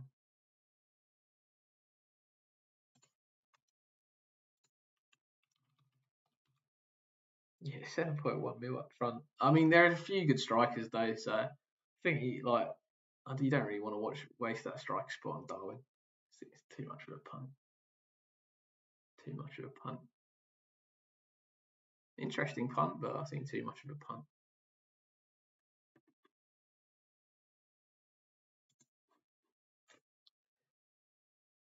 Yeah, so I think we sort of sidetracked from future transfer plans. Yeah, I was saying game week 12. This is probably what I want my team to look like a little bit. I'm keen to sort of move into that threemium in midfield, and I wonder if I have like I do have like a slide that I created with some of the fixture swings going forwards. I don't know if I've still got that floating around somewhere. But yeah, I just think like when you look at this and you think, yeah, I mean 12, you know, Salah against Southampton as captain, and you got some good fixtures for Saka, you got some good fixtures for Palmer, Watkins, João Pedro. It just looks nice. Just looks nice going forwards. And after that Man City game comes out of the way, like yeah, you see Tottenham in there. Tottenham's a good attacking fixture. I know Tottenham, the defense has obviously been decent this year. It's been like, would I bench McNeil as I'd bench Eze. I'd bench Eze.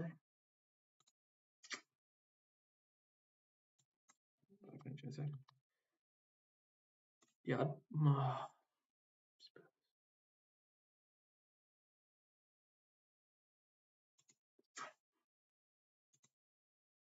Yeah, that's a tough one as well. You got some interesting choices. Thought you're getting rid of Eze. You're going to Palmer and Bowman and Garnacho. That's much better. Do that. I'd probably bench. I'd probably bench Eze and just hope Calvert-Lewin can score. Because like McNeil is creating chances. It's not that he's not creating chances. It's just that Calvert-Lewin can't finish. He's surely got to finish some chances eventually. And Eze has just been ultimate points dodger this year. Like just ultimate points dodger. He's been like. I actually wouldn't call Bruno Fernandes a points dodger. I just think Bruno Fernandes is a rubbish option. It's like not good at all. But Eze he just keeps missing. Like just hit the target, man. Just like stop kicking it straight at the goalie. Stop putting it wide. Oh, your friend has them. Yeah, fair enough. Tell your friend to subscribe to my stream as well and get some extra viewers in. Yeah, guys, please subscribe to my channel if you can, if you like my content. Pretty new. I'm pretty new to content to FPL content creating. I'm trying to grow my channel at the moment, so appreciate any of the subs that you can that enjoy my content. Hopefully, I give you a bit of a different view to some of the other content creators. I think they sort of like live in their own little bubble of people. I think I sort of look more at a footballing perspective. The other guy that I actually think is really good is John Batra. I think he's like not that well followed, but I shouldn't be telling people to leave my streams to go and watch him. But yeah, he's like super insightful footballing content, not just like statistical based. I think mine is probably like a little bit more of a mix of both. I like to give you the stats so you guys can sort of make up your own mind, but I like to also give you like the footballing context of what I think's happening.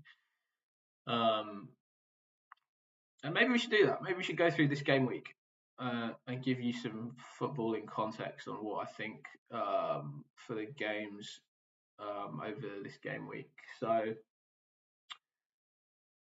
yeah, Leicester, Nottingham Forest. Should we talk through the players from the teams? Sure, let's talk through the players from the teams. Feel free to jump in with you guys' thoughts. Yeah, so Leicester, Nottingham Forest. Maybe we start with Forest. We don't talk about Forest a lot. Gibbs White, obviously still flagged.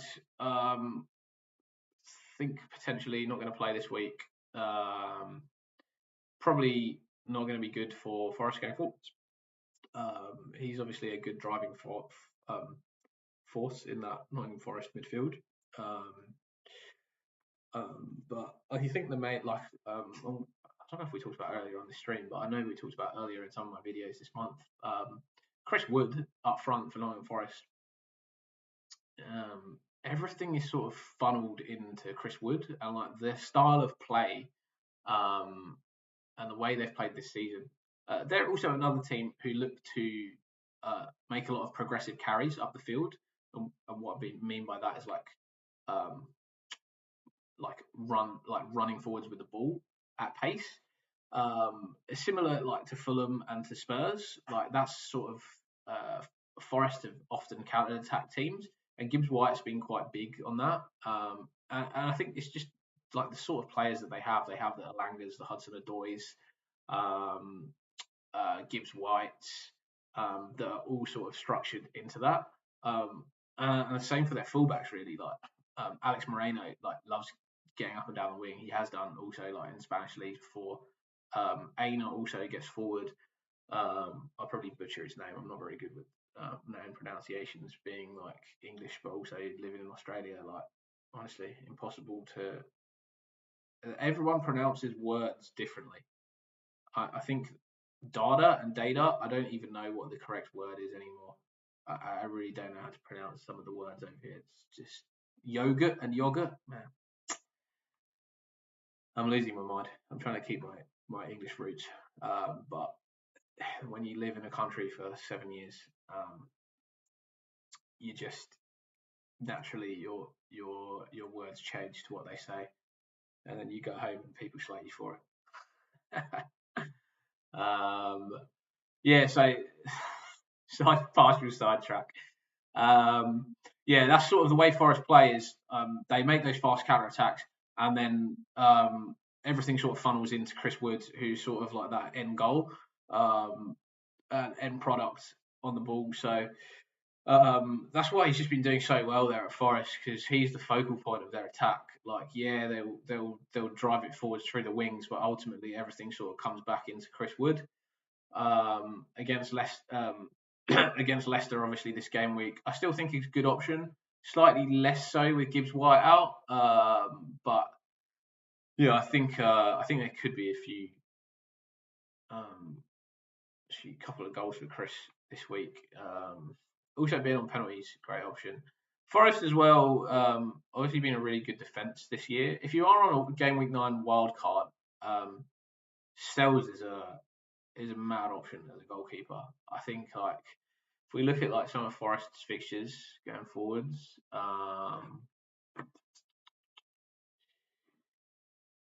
Forest's fixtures going forwards, yeah. I sort of like have my own disagreements with the fixture difficulty rating on here and the colours of stuff. Like defensive rating, like Man United should be green. They can't attack for anything. But yeah, I think Forest have some pretty decent fixtures going forwards. I know they got that Arsenal, Man City sandwiched in between them, but then like Man United's are good for defensively. Villa's probably tough. Brentford maybe. Spurs, and then Everton, Wolves good. Liverpool not so good. Southampton, Bournemouth, Brighton, Fulham. I think it's from here like. And that's sort of the change that if you look at the fixture swings, you got Wolves with that great like fixture run now till like 16, 17. Got Wood hoping he scores. Yeah, mate. I think Wood could score this week for sure. Against Leicester, like Leicester have been leaking goals like crazy. Yeah, Wolves have that like sort of great fixtures from 9 to 17, and then after that, it sort of switches to like Forest, who have a really nice like run of fixtures from 19 to 25, really defensive fixtures. And if you were to try and flick in and out of defenders, I think that's sort of something that you could look to do.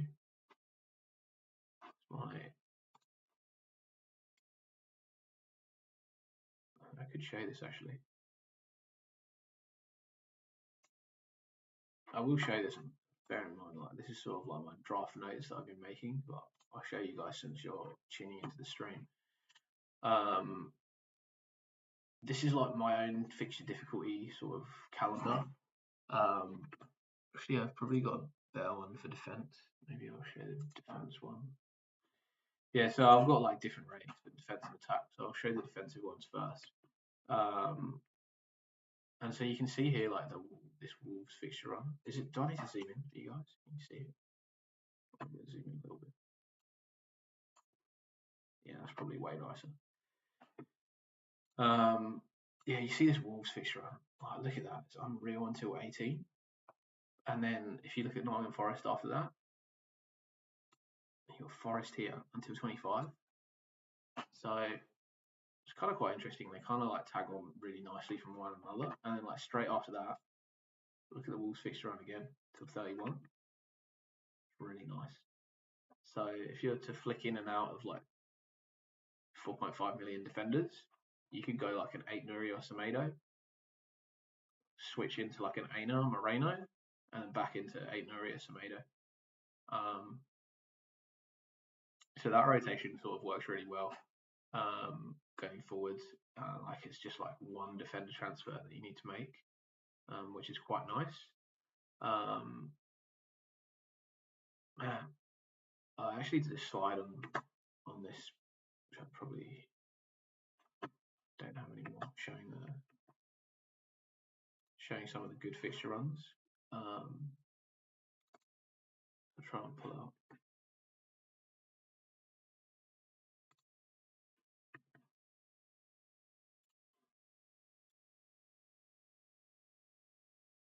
Or maybe I'll talk to them. Yeah, let's just talk to these fixture runs. Yeah, so I think defensively, like if you look at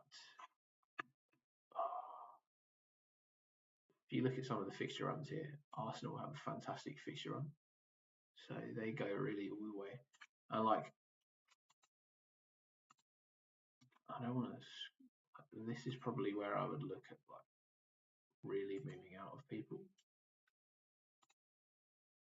and you can see things changing drastically. Like those two spots, and like bear in mind this. So this is Europa League, Champions League fixtures in those game weeks. So bear that in mind also, like when you're thinking of captaining players. Like for example, in 11, like there might be some rotations to teams. That's why I'm a bit nervous about like a Son or something like that in 11, just in case like they play midweek and then he doesn't start. Same way that like you get a little bit nervous for these weeks. The good thing is like Chelsea obviously have 450 million players in their team, so they're not really ever a rotation risk for Palmer because he's never going to play midweek in the Conference League. Spurs also like rotate their team pretty well, but then like when you got teams like Liverpool, City, and Arsenal, and also Villa, you get a little bit more nervous around their Champions League game weeks that they might rotate some of their players. Um, Luckily, City play Liverpool in 13, so there's going to be no rotation there. But then, yeah, like 16, that's going to be interesting from a captaincy. Like, are they going to rotate any of their players in those game weeks? And then, yeah, you're obviously losing Salah, Jackson, Wista, Ait Nouri, Semenyo. All of these guys are going, like, if you see down here. So, obviously, sorry, these are obviously my, like, sort of rough notes and stuff. So, bear with me on this, but yeah, these are sort of like you got to bear in mind that you're losing these guys from 17 onwards, and so that's also for me like why I've sort of got Salah in the team now because I'm sort of like looking to attack over this period, and then Salah's going to be gone, and then I'd probably be looking to get him back in for Ipswich in 23.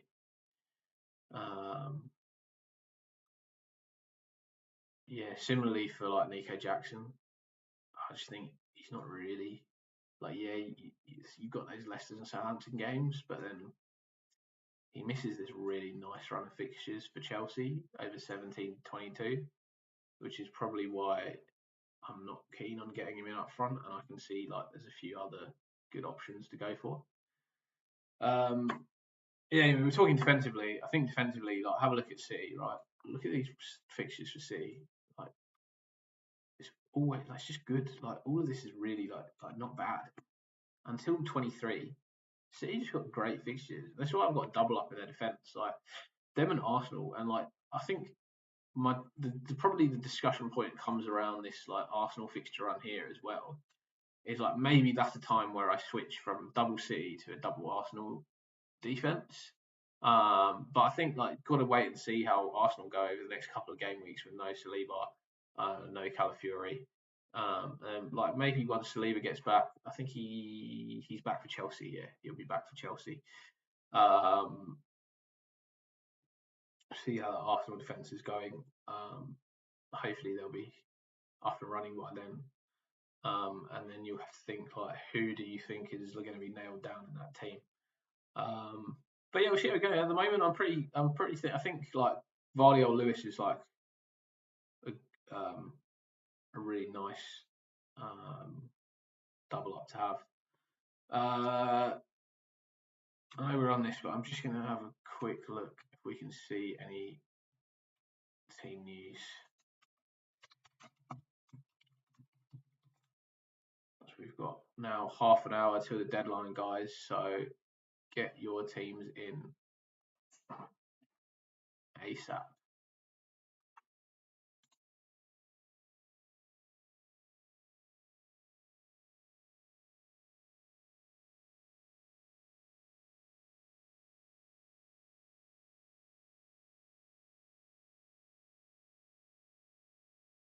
Saka, Calafiori, Timber not training this morning. Yeah, I think that's.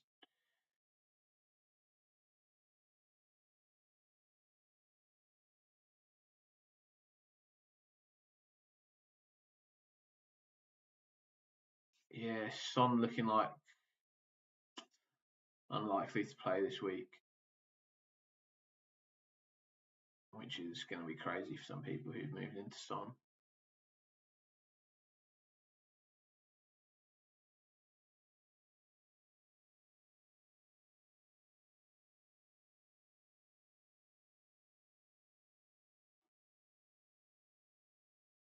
Doesn't look like anything.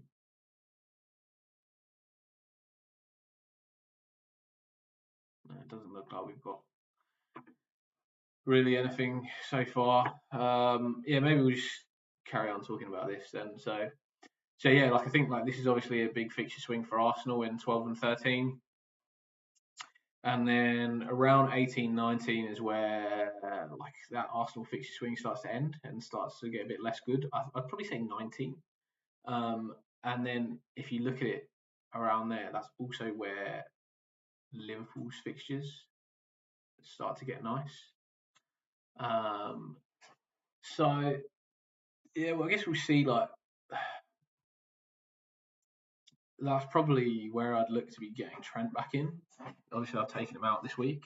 Not someone that like I would say is like I'd happy to keep Trent in my team at the moment. And to be honest, I'd probably have a look at see if I can get him back in the future. But over the next 3 game weeks, and even really the next 6, I think Porro's good. Like he's got Palace and Ipswich. I know he's got City and Villa in between, but then Fulham and Bournemouth.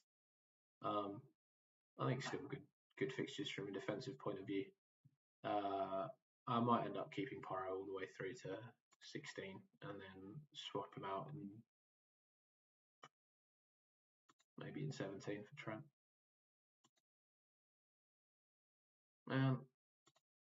Maybe not until 20. 21. He might not leave my side if he starts doing well.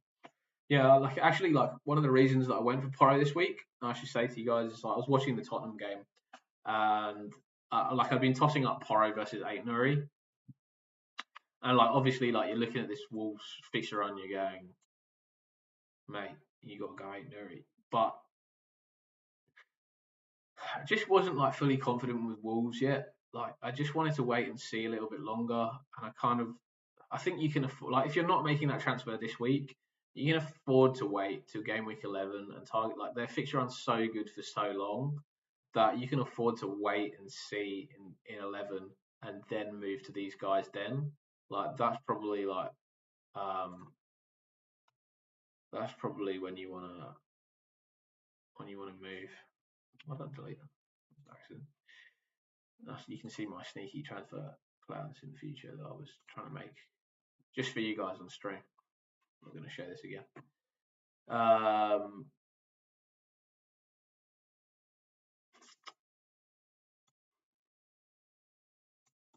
Yeah, I might try and show this in a nicer way,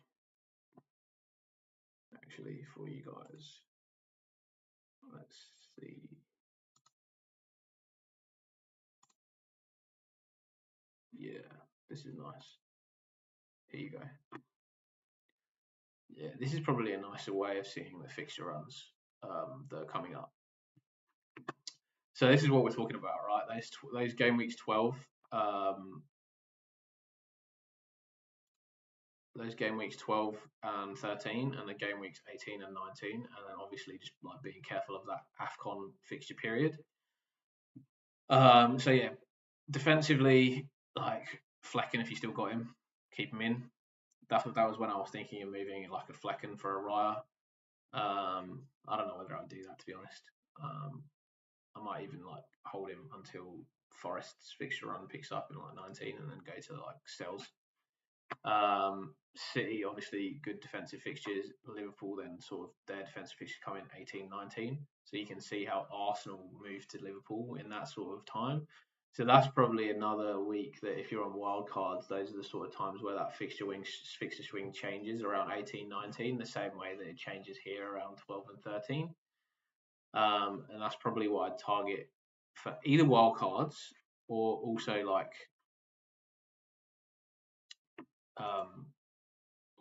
mini to my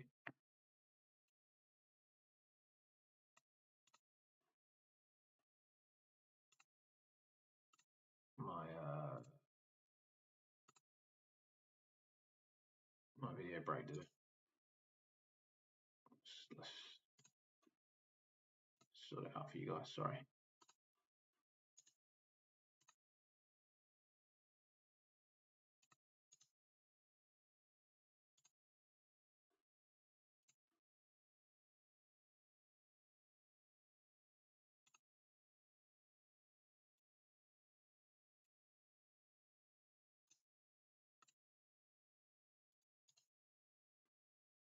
Done. Done. There we go. Sorry. Yeah, so shit, what was I saying? Sorry. Yeah, so those are the two fixture swings. So yeah, what I was saying was you're either looking to wildcard in maybe one of those weeks if you haven't, or this is the sort of period where you want to save up your transfers. Just save up your transfers, and you can almost like mini wildcard it. You can mini wildcard it in 18, 19 to flick over to the different fixture swings, and that's going to be like Wolves defence to Forest defence, Arsenal defence to Liverpool defence, and even that City defence to a Liverpool defence after that. And then if we look at like, I've also got the like attacking fixture difficulties, which like in my opinion slightly different, but also same sort of swings that you're seeing. Obviously Brentford we've got really good from Boma until 13, and then you've got Brighton and Chelsea. Like these runs for Brighton and Chelsea are like Chelsea are really nice through to like 22, which is why like realistically like I like by 12 I'd like to have Palmer. Like I'd love to have Palmer just for that run for like 10 11 games of just nice games all the time. Like even the Villa and the Spurs game, like, not particularly bad games.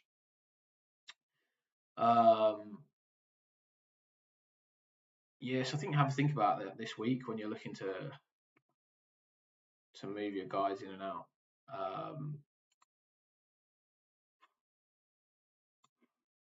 That's sort of how you're thinking about planning on who you're going to go for. Everton, good fixture run over the next few weeks. That's sort of like Everton and Fulham if you're looking to attack the next few game weeks. Same for Spurs over the next really, and same for Man United over the next 5. So that's sort of your McNeil's, your Garnachos, your Jimenez's, your Son Johnsons, like over the next few weeks. Because those are the guys you're going for. That's who you want to grab. Those are sort of fixture swings to target. Then interestingly, Newcastle have a nice little swing in 12 to 18, 12 to 17, 18. And that's sort of maybe an option where you can think about for like a Gordon or someone like that, which I think would be an interesting shout. Yeah, and going forwards, like this Liverpool Man City run here, that's probably when, like, if you're going to go without Haaland across 13 to 17, you're probably going to want to get him back in for that little run of 5 here for City. If they're in good form, it's going to be hard to go without Haaland across that fixture run. And then this is probably when it switches out from, if you are going with a threemium of like a Saka, a Palmer, and a Salah. You're coming out of Salah here for AFCON. Like he's going to be away from 17 to 22. Unfortunately, for all those good fixtures, you probably come back into a Haaland here. And the only thing is you're going to have to go without Salah for that Ipswich game. You probably have maybe you go from a Salah to like a Diogo Jota. He's going to be around for that period of time. That might give you the funds to go up from like a Watkins or a Solanke to a Haaland or something like that. And I'd probably I'd keep obviously Palmer over that period of time, and then Saka's like I guess your decision on whether you want to sort of move out and go back to like a Palmer and Haaland draft, or whether you want to try and fit in like Palmer, Saka, and Haaland all in the same team around that time. But I think that's when it sort of flicks back again. That sort of game week 18, maybe 19. You can probably hold out on that Leicester until the Leicester game week to make the switches. And then I think that's probably the time where you sort of want to flick over to somebody else. All right, guys, we're getting close to the deadline now, so please make sure that you get your transfers in. If you've got any last minute questions on transfers, put them in the chat. Happy to give you my thoughts and what I think you should do going forwards.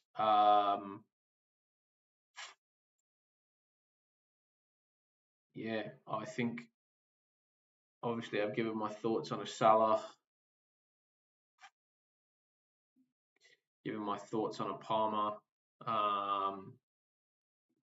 If you've got any defensive questions, my answer is Guardiola and Lewis.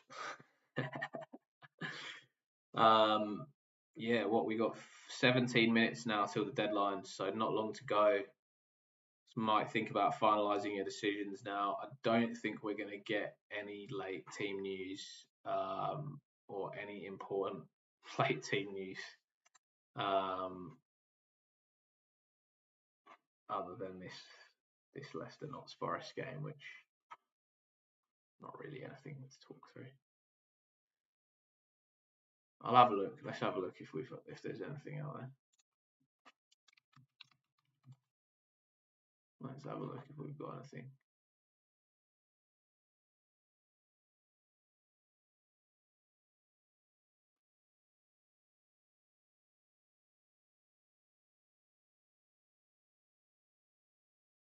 No, it doesn't look like.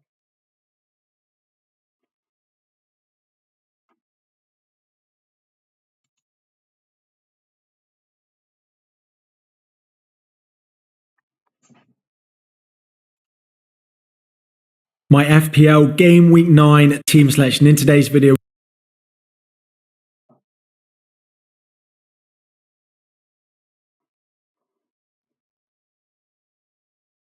Old mate, the background. Yeah, guys, I think we're almost getting to that time now. I think yeah, Son looks like he's out for this week. Otherwise, we've not really got any other news. Son's looking like he's out.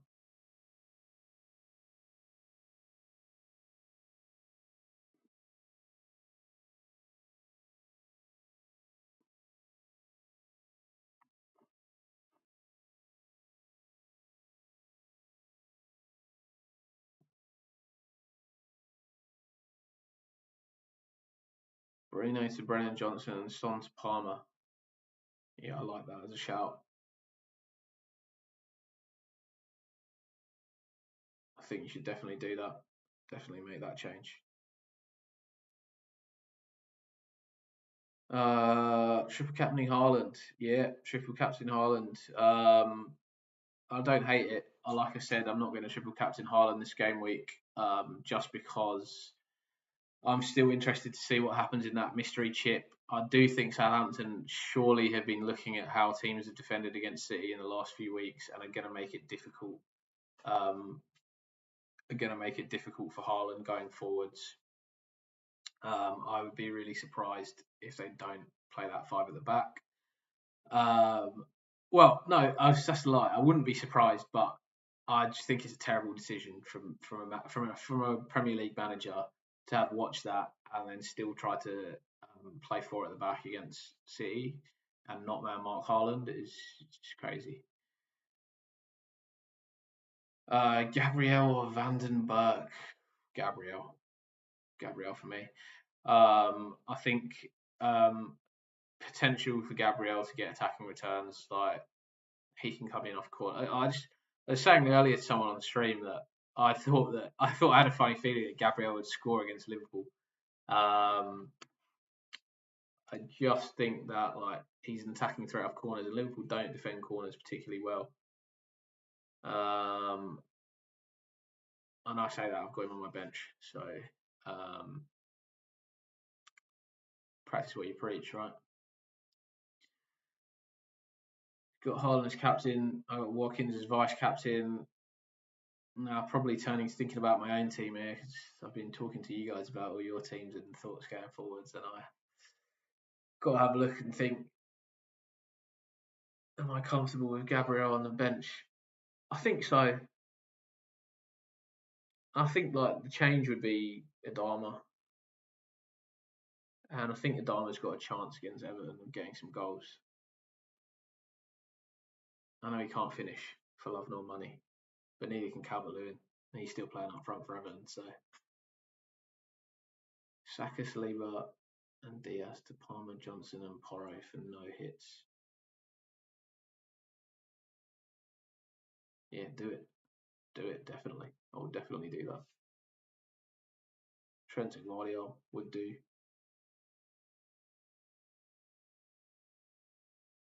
Sorry, not in chat. I'm just getting some like DMs for some of these.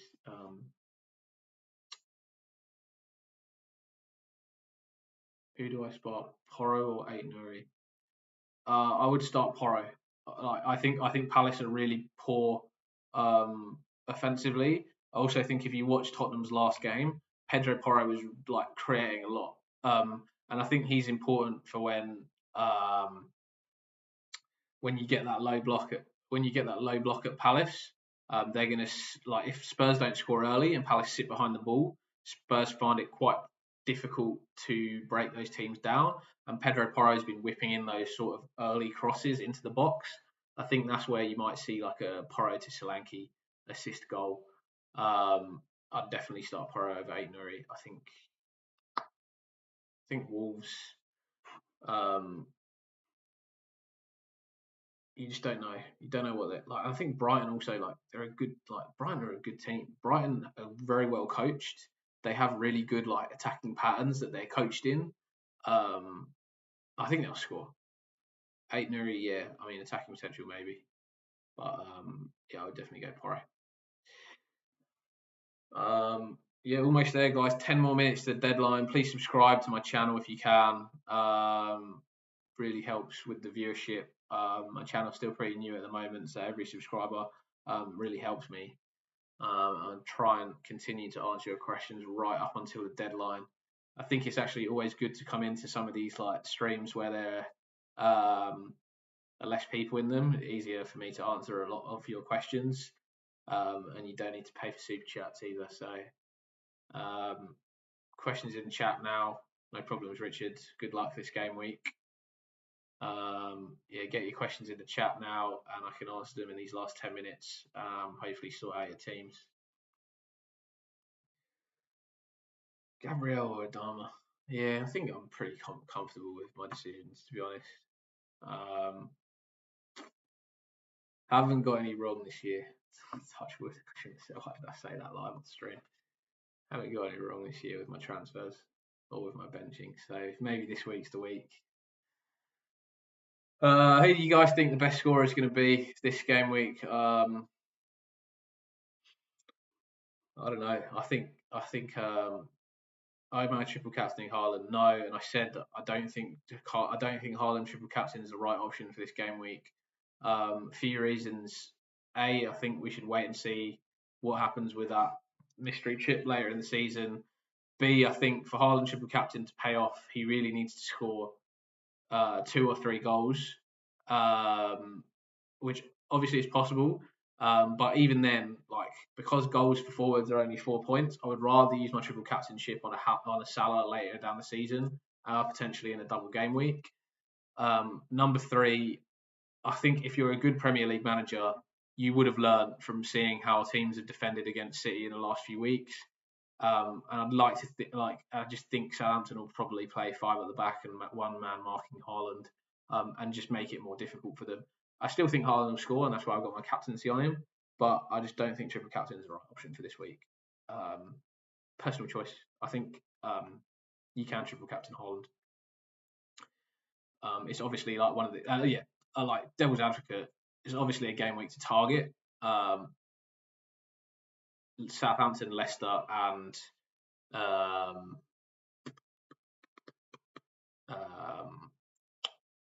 Ipswich, 3 teams to target with your triple captain, or double game week. For me, I'm looking for a double game week, and I'm looking post that mystery chip to play it, probably in a Liverpool game, and probably for Salah rather than Haaland. So yeah, I wouldn't triple captain Haaland this week, and I am not going to. What's the fuss with Haaland? Yeah, I mean, like, what's the fuss with Haaland?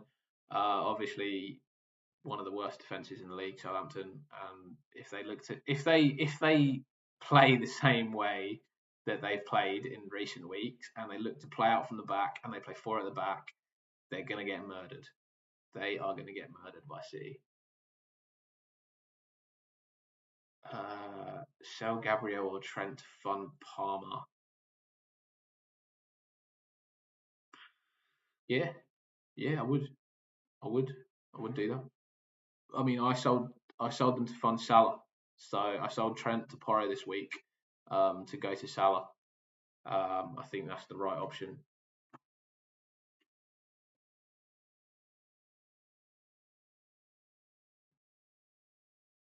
Guys, 6 minutes left now. 6 minutes left till the deadline is passed. Please get all your transfers in now. Make a decision on Haaland triple captaincy if you've got him. Yeah, get everything in. We are not long. Lock those transfers in ASAP. Not long to go. I'm locked in now. This is my team, 100%. I don't think I'm going to make any changes. I think we're looking good for this game week. Touch wood.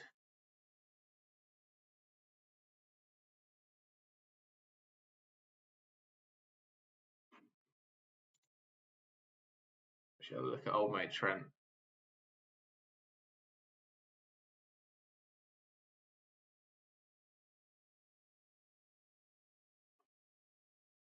Trent, what's your team, mate?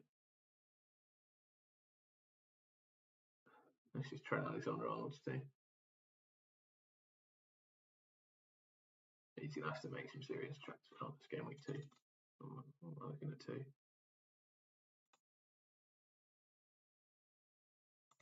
Show us what you got, Trent.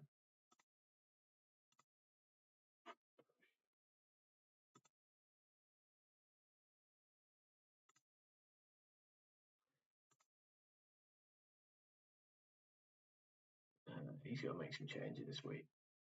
Jota, Kudus, Pedro, Saliba all out, and Fraser. It's going to be tough for him. Yeah, guys, 5 minutes to go. Chuck your questions in the chat now. I can answer next 3-4 minutes, and then you've got to make sure you lock your teams in, get those transfers in, save your team. Don't forget to save your team. Made that mistake in the past.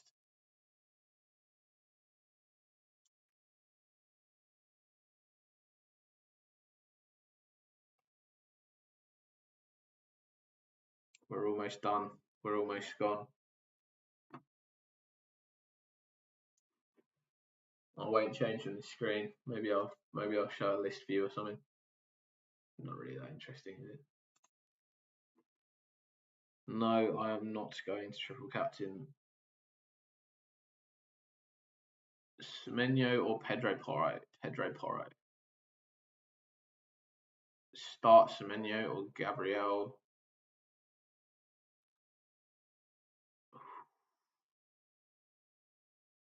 Ooh. Probably Semenyo.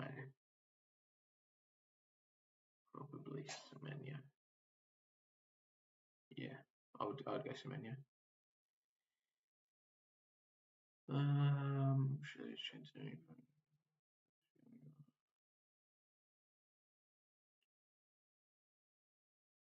Trent to Aït-Nouri, Porro, or Guardiola. Guardiola for me, unless you need the extra funds. But go for Aït-Nouri, but otherwise I'd go Guardiola. I think Guardiola's probably for me the number one defender that I'd want right now in my team. After that, I think it's a toss-up between a lot of defenders. I think Rico Lewis, at the price point that he's at, is like one of my favourite defenders, just because he's 4.8 mil. Or I think I got him at 4.5. I've had him since the beginning of the season. I don't know if does it say here? No. It was set on the transfer screen, but I don't want to change, so you guys know what my team is. Yeah, I'm pretty big on the main team defenders. I think like tough to pick clean sheets at the moment, and like if you look at these fixtures, just tough to pick clean sheets outside of the main teams. Like Brentford, Ipswich, probably going to be goals. Brighton, Wolves, probably going to be goals. Everton, Fulham, like could be clean sheet in that game. United, West Ham, it's going to be goals. So yeah, I'm pretty big on the main defenders. I think they're the way to go. Guys, 2 minutes. Lock in your teams. Any last minute questions? DMs are fine. Post on here. Subscribe to the channel. We'll start with team news. Anna, please. Jota, Chiesa, Conor Bradley. How are they? I think they feel good, but talking to me, put me to sleep. 4:29. 1 minute, guys. Lock in your teams, and I'm going to go to bed after this, to be honest, because it's 4:30 in the morning, Australia, and got to be up again tomorrow. So yeah, we're almost done. We're almost out. Teams are almost locked. We are almost past the deadline. Please remember to save your team. And let's hope for a good game week 9. Good luck to everyone this week. Hope your teams go well and you made good decisions. And hopefully I can help and have helped towards those good decisions being made. Looking forward to chatting with you guys next week as well on how we're looking once we get a few games in. All right, there we go. I think that's it. I think the deadline has passed. Yeah, games updating. Deadline has passed, guys. Hope you've all locked in your team. Mine is, as discussed, I'll show it since the deadline's gone now. This is what my final game week 9 team was. That is my game. That was what my game week 9 team was. Thank you all for tuning into my stream today and for watching. Really appreciate it. If you did enjoy the content, if you did enjoy my thoughts, yeah, please like and subscribe to the channel. Obviously a new channel, so building that base at the moment. All right, guys, I'm probably not going to stick around too long. It's 4:30 in the morning. Got to get some sleep. Hope you have a good game week.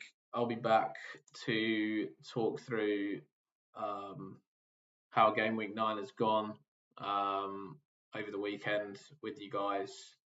And then I'll be continuing my new series on reviewing Premier League players' teams. Check out last series with Trent Alexander-Arnold. Gave you some good insight into his thoughts on the Liverpool team, and we might get either another Liverpool guy on next week who might be even more popular, or we'll go around a couple of other teams and see if they've got any other interesting insights. All right, guys, thanks a lot again. I think it's time to end the stream. I think the stream might have died as well at the moment. So, yeah, thanks for viewing, and we will catch you next time. This has been your English Aussie, and this is going to be my transition screen out. Hope you like the new profile.